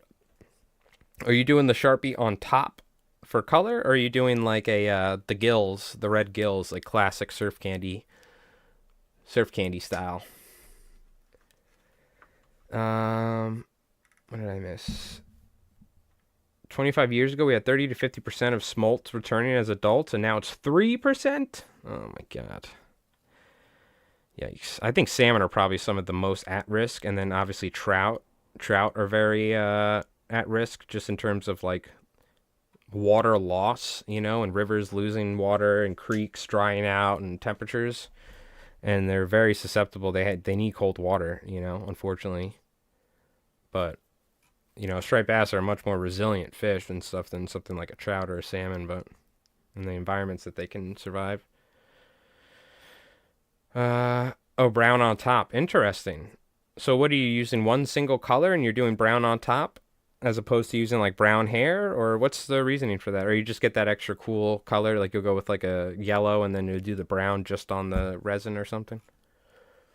I just bought a bunch of vintage sea trout flies on cards. Different colors, pink, yellow, purple, red. Very interesting. Like out of an old tackle shop. Oh, that I would like to see some photos of, Southern Fly Guy. At some point on the Discord. I do like seeing stuff like that. Vintage, like particularly salmon and sea trout, or even just streamers. I like those sort of things. Like the, what do you call it? Classic streamer flies and stuff. All right, we're gonna take a quick little break here. I'm gonna go grab a drink and stretch my back out, and we'll be back here in just a moment. Just a nice hue. I use blue. Okay, very nice. So just a little bit of color on top just to add something to it. I like that. That's a great idea. I do that from time to time. I like doing the red gills, you know what I mean? But, all right, we'll be back here in just a moment. Don't go nowhere. We're going to play our Albi highlights. Speaking of Albis, these are the real reason we tie these flies and why we love going fly fishing in the fall. We love striped bass, but the Albis, that's the real reason. So we'll be back here in just a moment. Don't go nowhere, folks. Appreciate you tuning in, whether you're on Twitch or YouTube. So thanks for hanging out. Hey, Paul, have a nice night, all right? Midnight, all right, gotcha, man. Get some rest. Appreciate it. We'll see you folks here in just a moment, all right?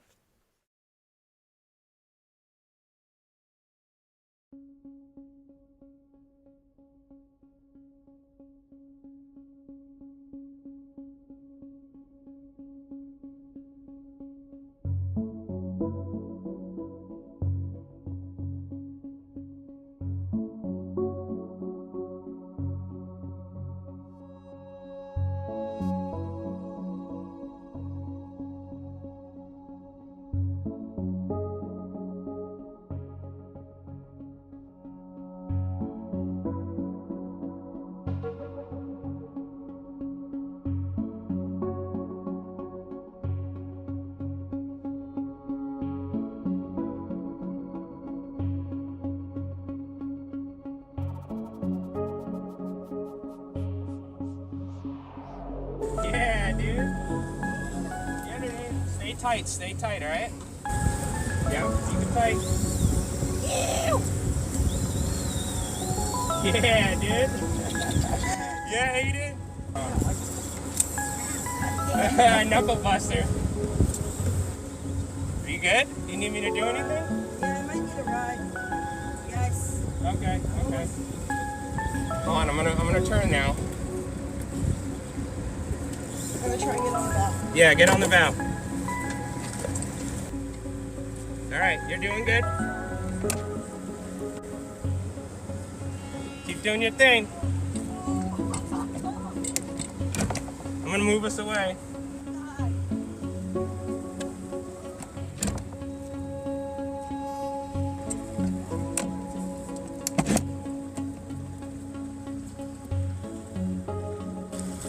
Is that a little one? No, that's a nice one. Let's go! Come here, hold next to your alley.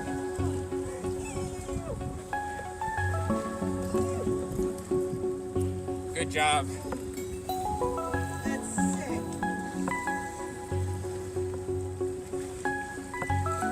All right. Nice. Let's go! Woo! Albi slap!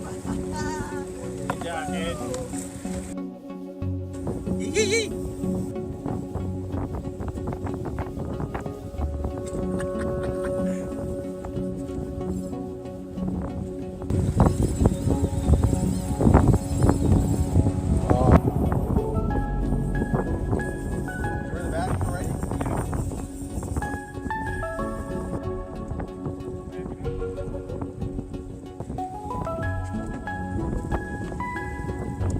Looking down the barrel of a 12 gauge little tuny, bro. On the Albacore too.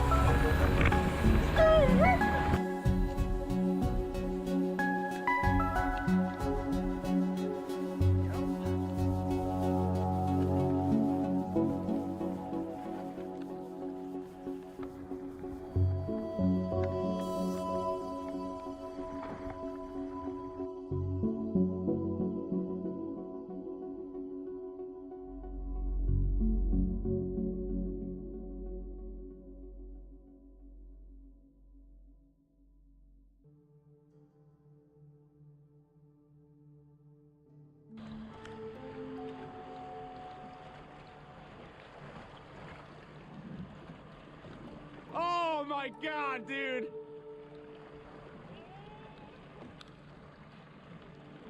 What the fuck?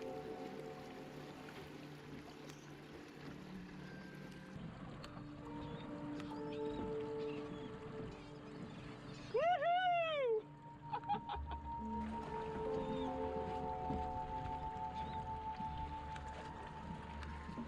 Oh my god.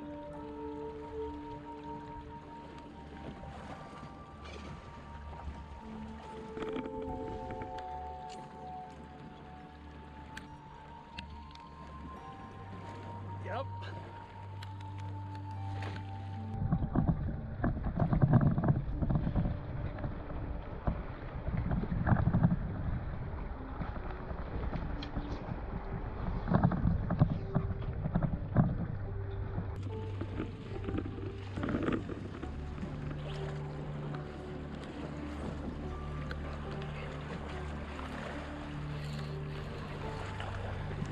Oh my god!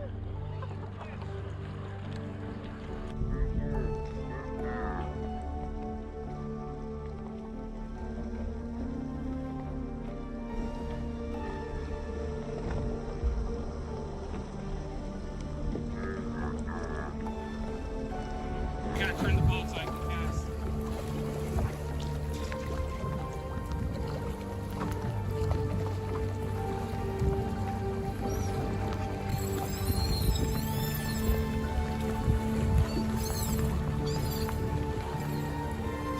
Oh my god, dude!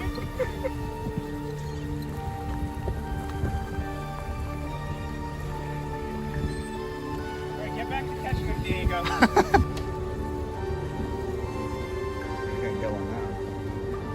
Okay, we're back.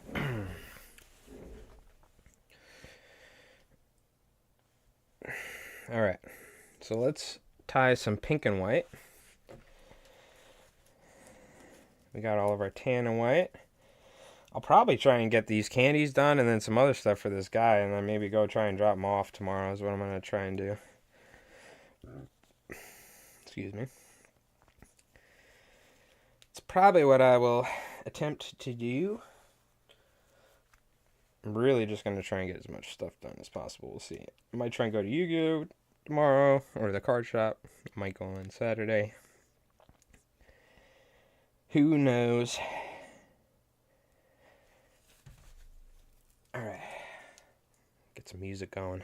I like some tunes while fly tying. I don't know about you folks. The other option is obviously watching something, whether it be on YouTube or a stream. Oops, sorry.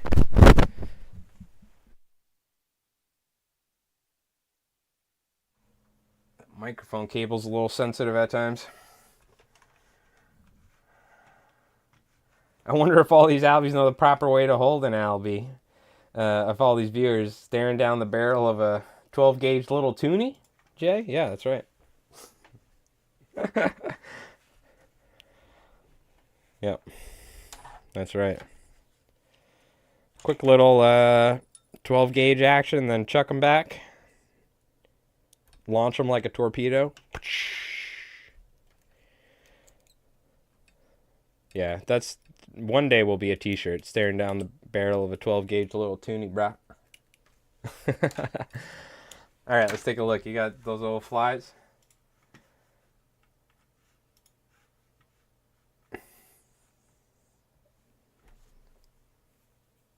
Okay, okay.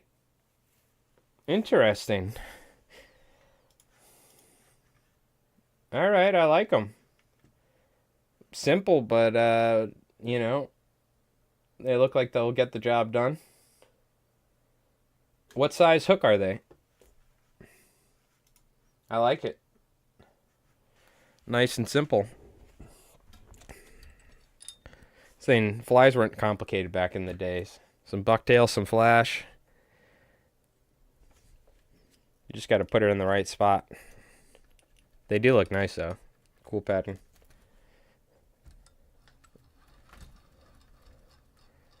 Kind of like a variation of like a blonde almost or something-ish. Or like a just basic bucktail streamer. Oh, no. No, you keep them. I have enough flies, Southern Fly guys, please. I refuse. I've had some people send me flies over the years, but I have, believe me, I'm the one that sends flies out, all right? I have too many. We've got flies from Australis, from Bandit, Gin, all sorts of people over the years. But thank you, I appreciate it. You get any good bucktails, you let me know, all right? But you also fly tie, so hang on to those for yourself.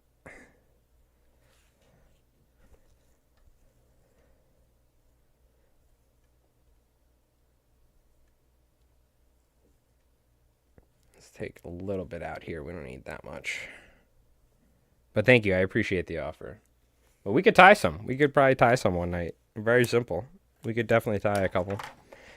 What's that red thing sticking out the back, though? Is that material? Is that like a tag, or is that how they were hanging them or something? I couldn't tell.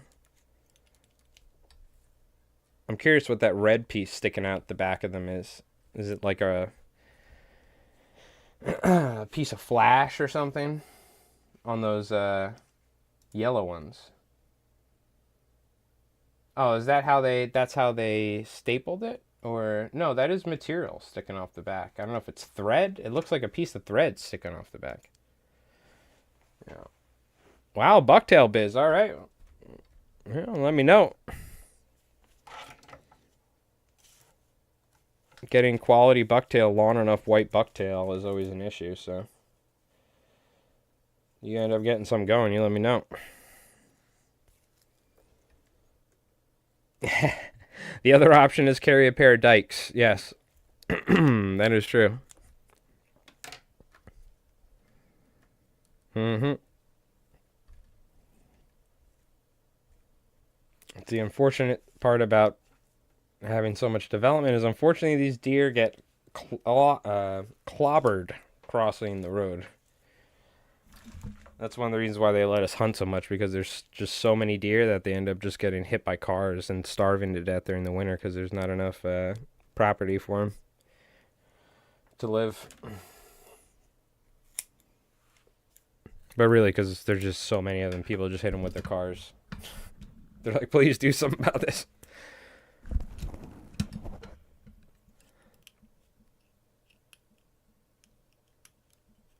And then you got to process them. And processing bucktails properly is tough. I've always struggled too. I finally got it down, but it's still, no matter what, they're like, just washing them helps properly, and cleaning them. But greasy bucktails and stuff, I struggled. I used to use salt back in the day until I found 1,000 horse cart borax or whatever, 10,000 horse cart borax. Yeah, let me know. Yo, what's going on, Gabe? How you doing? Hope you're doing well.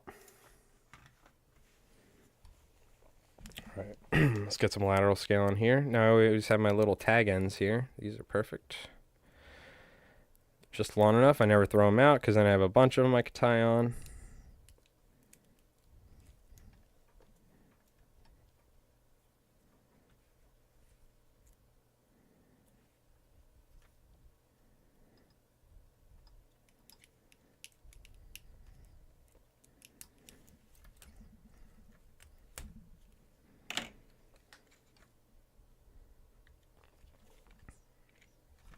Yeah, we got 6 of these. We got another 2 dozen after these pink. What else do I gotta tie? Some deceivers, clousers, banners. I think that's... Oh, some Mickelsons too. I could do some of those for sure. Yeah, I got I got to do as much fly tying as I can over the next 2 weeks. I'll still be, obviously, I still fly tie and work after I clam and stuff, but having all day to be able to do it allows me to get a lot of tying done. I can kind of get into the groove here. After the stream tonight, I'm going to find something to watch on YouTube. And I'm just going to sit here and attempt to get all 2 dozen of these done and then something else as well tonight. So I'll just tie into the night.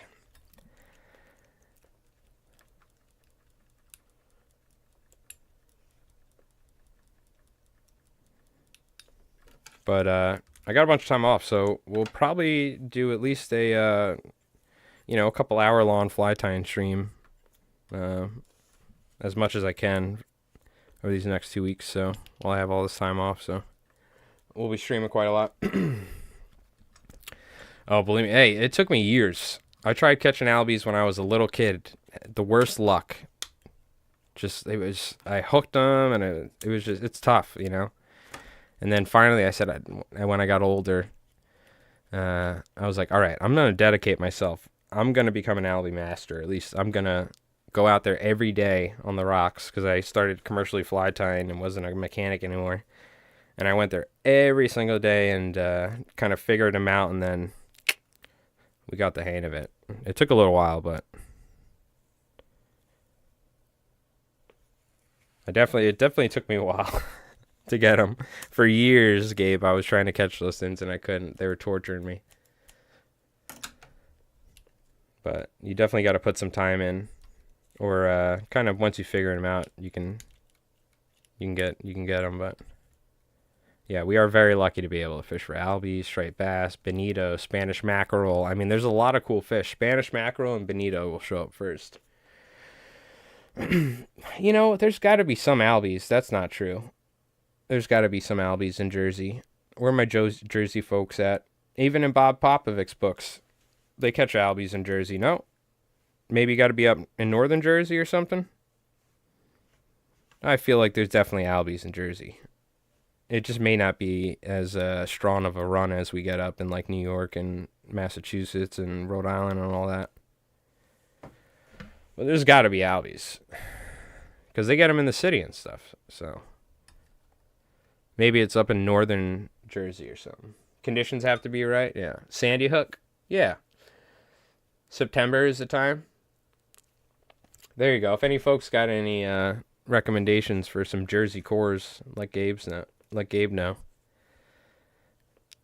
I mean, dude, this fly was developed by Bob Popovich's catching Jersey Albis, so and bonito. But yeah, the conditions probably got to be right. But I mean, it's the same thing. You probably got to go to the right time of the year. But I'm sure you probably got Albis for like a month or something. That's generally how it goes. Yeah, September is really the time for us too, and probably October. I know you guys catch bass into December or February, so I wouldn't be surprised if you get Albis in October. I mean, they catch them in North Carolina, right? Harker's Island is where all the 20-pound buffaloes are, is what they call them. Buffaloes in the mist.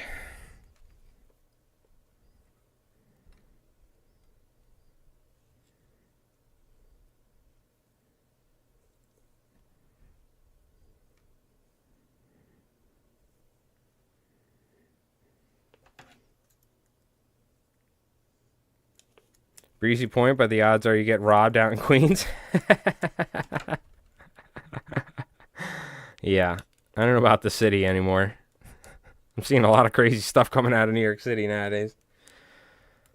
These dudes are riding up on mopeds, stealing your iPhone and your watch while you're eating pastries. I don't know about fishing out in the city.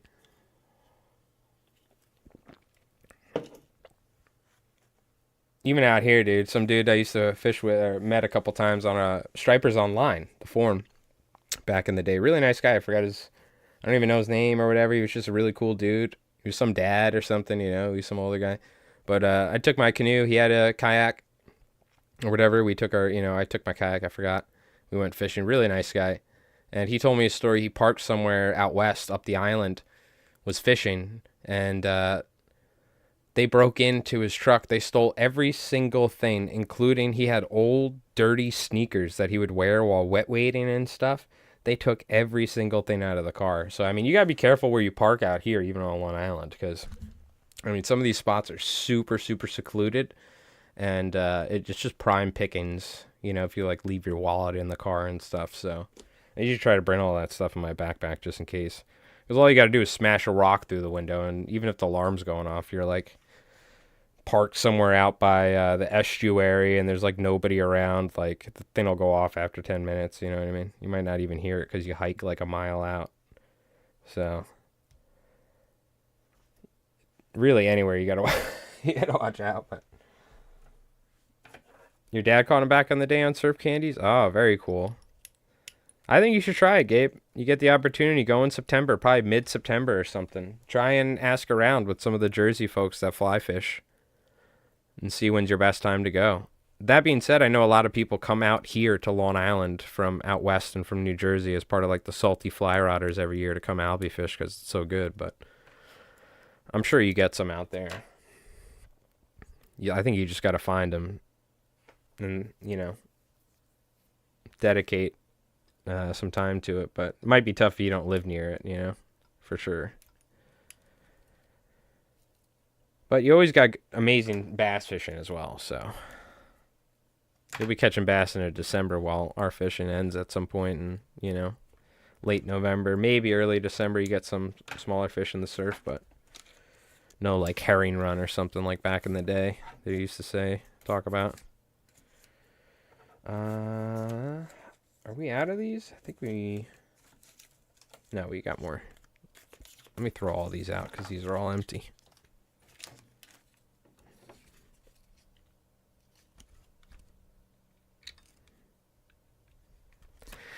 I mean, a couple years ago when I started fly tying and stuff, like commercially, and I was really going Albi fishing every day, it was so good. And then the past couple years, they showed up for like a couple days and then left because of storms, whatever. So I don't know what's going on, but our local Albi fishing past couple years has been terrible. Yeah, the old salty fly rodder conclaves. There'd be like 80 guys fly fishing on the rocks. I'm like, what? You'd see like a couple guys, like you'd see Glenn Mickelson, and you'd see these people that are like, you know, like diehard fly fishers out here. But this is back in the 90s. There wasn't a lot of people fly fishing every day. Nowadays, there's a lot more people. And then one day I go out there and there's like 50 dudes fly fishing, men, women, everybody. I'm like, what? And they were like, oh yeah, we're out from New Jersey and this and that, and out west, we're part of the salty fly rodders. And like people were giving me flies. I'm like, oh, cool. They're like, where are you from? I'm like, I live here. I'm like, I've never seen so many fly fishers in my life. Back in the 90s, I was like, hell yeah, I was like, this many people saltwater fly fish? I didn't even know. I kind of did, you know what I mean? But still, it was crazy to see.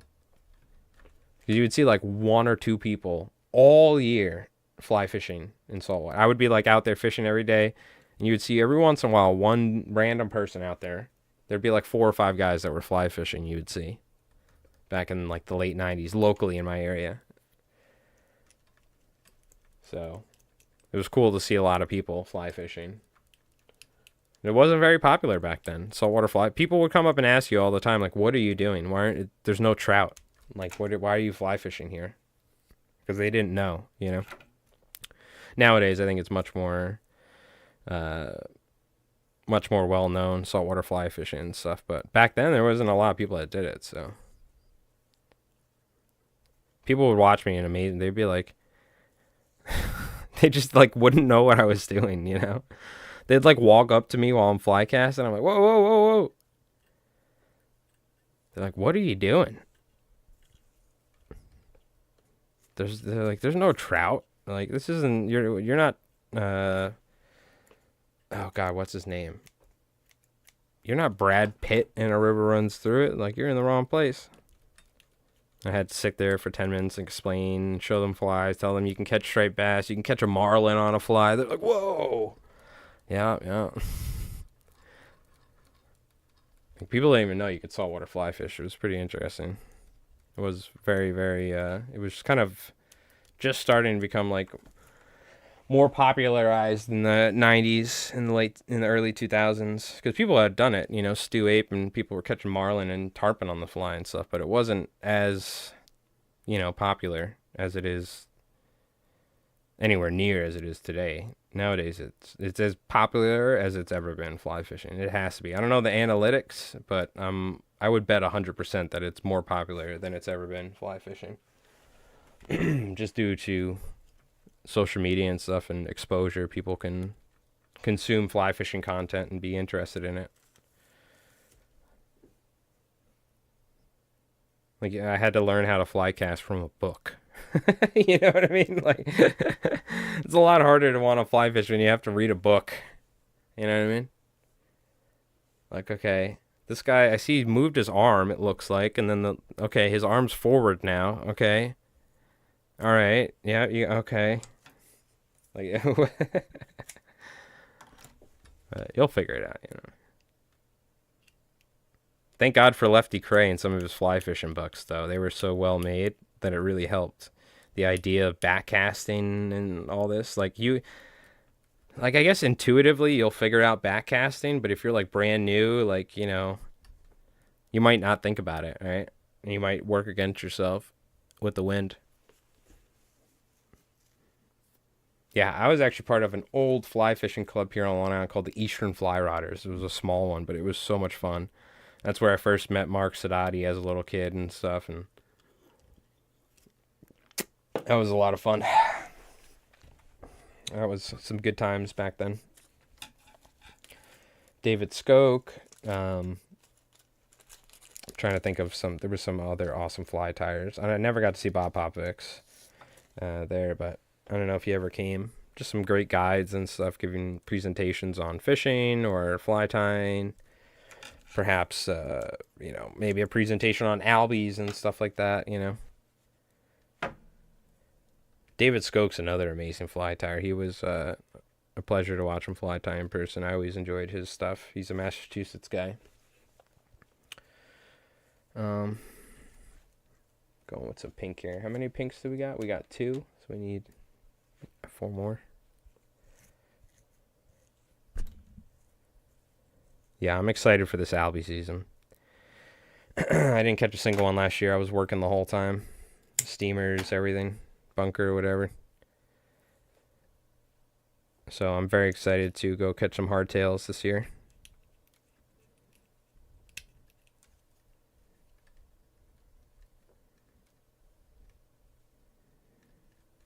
Very excited. This was the first year in a while I didn't catch one, so even the years before that I didn't spend a bunch of time, but went up to either Montauk with my buddy Jeff or Orient up by the lighthouse there, you know, and just had a couple days that, I mean, like, where we went up and we caught like 10, 11 Albis, you know what I mean, over the course of a day each, so that was like enough for the season, 2 trips like that. Because it's like National Geographic levels of fishing out there in either Montauk or up by Orient Point in the fall. It's crazy. I think it's officially like the largest migration in the world is the migration pattern of animals on the northeast coast of the United States and like in the Atlantic. From north to south, all the birds, the marine life, the fish, everything, mammals. So it's pretty amazing when you see it in action. Like there was like acres of stripe, what do you call it, of Albis, not striped bass. It was wild. Like right under the lighthouse, right at sunrise for like 30 minutes, and then they went down and we were chasing them. It's so cool being like a couple 100 feet away from the lighthouse, Albi's blowing up for like a mile or something. It's like classic Long Island fishing to me. I used to read so many books on like Montauk and all this and that when I was a kid, so definitely is truly something though. Fishing from shore is amazing there too, but it can be like, it's almost like a tourist fishing spot in terms of just for people who love fishing. It gets a little wild. If you can fish from a boat out there, that's a lot of fun. It gets a little hairy though. There have been many people that have literally put their boat up on a rock because there's rocks everywhere, like giant boulders submerged underwater if you get close to the beaches. Even like or like quarter of a mile or sometimes, or an eighth of a mile close to the beach, there's massive boulders out there that people swim out to and stuff. So your boat can literally end up, getting pitched over or put up on a rock. So you have to be very careful when you're out there. We try not to get too close to the shore. Okay.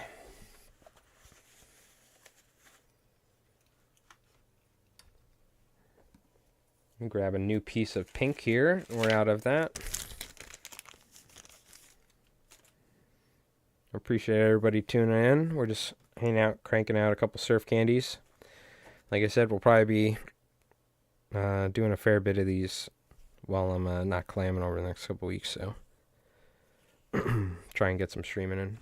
I've been working and doing all sorts of stuff.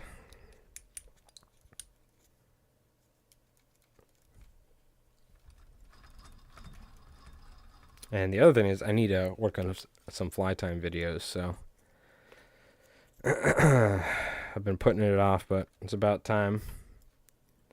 I think it's probably get some Albi flies going for the channel.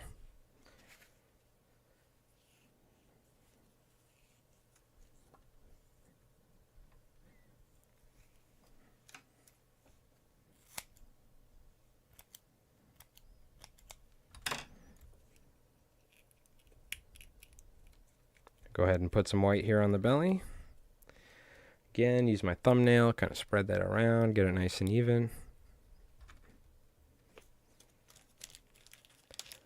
Go ahead and get some flash here.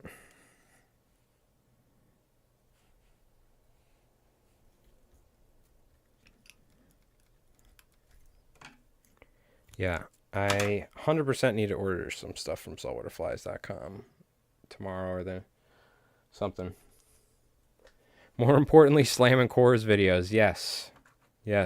See now, next one though, I got to be careful. I'm gonna have to make it spicy yet advertiser friendly because I'm a YouTube partner now, so I have to be careful. So the first one was like full blown wild card. So I need to match the energy of the first one and the comedic genius, but also, without cursing too much. Because I don't have to say the F-bomb, or just curse the whole time and make it funny. There's a lot of creative possibility. So I've always, whatever the next one's going to be, it's going to be, the, like, learning how to fly fish. So I have, I haven't even thought about it in a while. I already have it planned out. I'll just tell you the beginning, sneak peek. Like, the slamming cores, it'll show, like, a montage or, like, and all that. And, like, short, and, like, almost like a past vision where it's, like, kind of translucent, opaque, and it'll switch between a couple frames. And then it'll cut to me, like living in a cardboard box, probably, or something. And finding, like, a fly rod in a dumpster. And then, like, doing, like, a Rocky montage to like a fake Eye of the Tiger type soundtrack that I'll record, like down or something, like, you know what I mean, where I don't get copy strike, and then go out and slam some cores on the boat. You know what I mean? And it's not going to be like, all right, this is how we're going to do this. It's going to do that. It's going to be like a fucking just like a badass video where I'm on the front of the boat with like a hat and like Miller Lite, like chugging it as we're pulling up to the Albis or something like that. You know, and like crazy music. I'll like record a cool guitar song for it in my buddy's studio. So it'll be like something like that. And it'll still be funny, but it's not like, okay, to do this, you got to do that, and then you got to do this, and then to do this. It's going to be a different style. But yes, I've thought about it many times. It'll happen. I guess this is the year we're going to have to do it, huh? I've told you many times, I've been like fishing on a random beach somewhere, and some guy, like some dude in his like, you know, in his 50s or something, you know, with a surf rod walks by. He goes, "Hey, you're that slamming cores guy." He goes, "Screw root," or something. Like, what keeps walking, and I'm like, I'm like in the middle of nowhere, up on a beach, up in the North Shore. And this dude's like, "Hey, you're that slamming cores guy," or something, and just keeps walking. And I've had like multiple people do it to me that look like they would never have watched my YouTube video. It's the funniest thing. It always catches me off guard, and I don't even know what to say. I just end up dying laughing. They end up walking. They like got me. You know what I mean? Oh, good. It always catches me off guard. I'm like, that dude watched my video. I'm like, all right, hell yeah, let's go. It doesn't have like a ton of views either. I just feel like a certain audience here on Long Island saw it and got it shared to or something. Like, oh god. Yeah, that's something else. Even this year, like I was at Whitewater Outfitters, some random dude was like, "Oh, dude, that Albi video is so funny." I'm like, where? Like, is YouTube just recommending it to like local fishermen or something? Must be. Yeah, that one I did not turn monetization on, by the way. That one is not advertised friendly, so we'll leave that one off. You gotta jam the knife right into the Albi's neck and squirt it right on the fly fisherman. They're in the face. You gotta bleed them, is what you gotta do if you want to eat them. That was like when On the Water released a article about how you can eat false albacore. I'm like, why would you do this? Now everybody's gonna be trying to kill these things, eating them, and they're gonna like take one bite and throw the damn thing out. You know what I mean? Because they didn't bleed it properly, and it's like it's not like sashimi, like ahi tuna. I'm sure it probably tastes pretty good and stuff, but I couldn't do it. I love those things. But all right, there we go. I have a couple more pinks to tie. I have some other colors to tie and whatnot. But we got a nice little session in. I wanted to get some fly tying in. We're going to be streaming quite a bit this week. Oh, man, I should cut my hair, huh? My hair's getting a little long. But what do you call it? I got the next 2 weeks off, so I am going to be watching AC's dog coming up at some point. So I'm stuck here. I'm not working. So I got a bunch of fly time to do. I'm gonna be hanging out here. So we're gonna be probably doing at least a couple hours streaming, hopefully every day or at least every other day or something like that. And I got to work on some YouTube videos. So that's a very important step for me to do. So I would like to get some Albi fly tutorials uploaded here for the fall run. So, but I appreciate everybody hanging out and chilling with us for some fly tying. Thank you so much on this Wednesday night.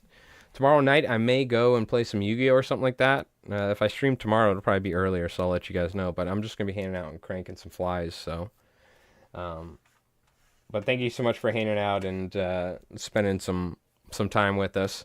I'll let you know in the Discord if you're not part of the Discord as well.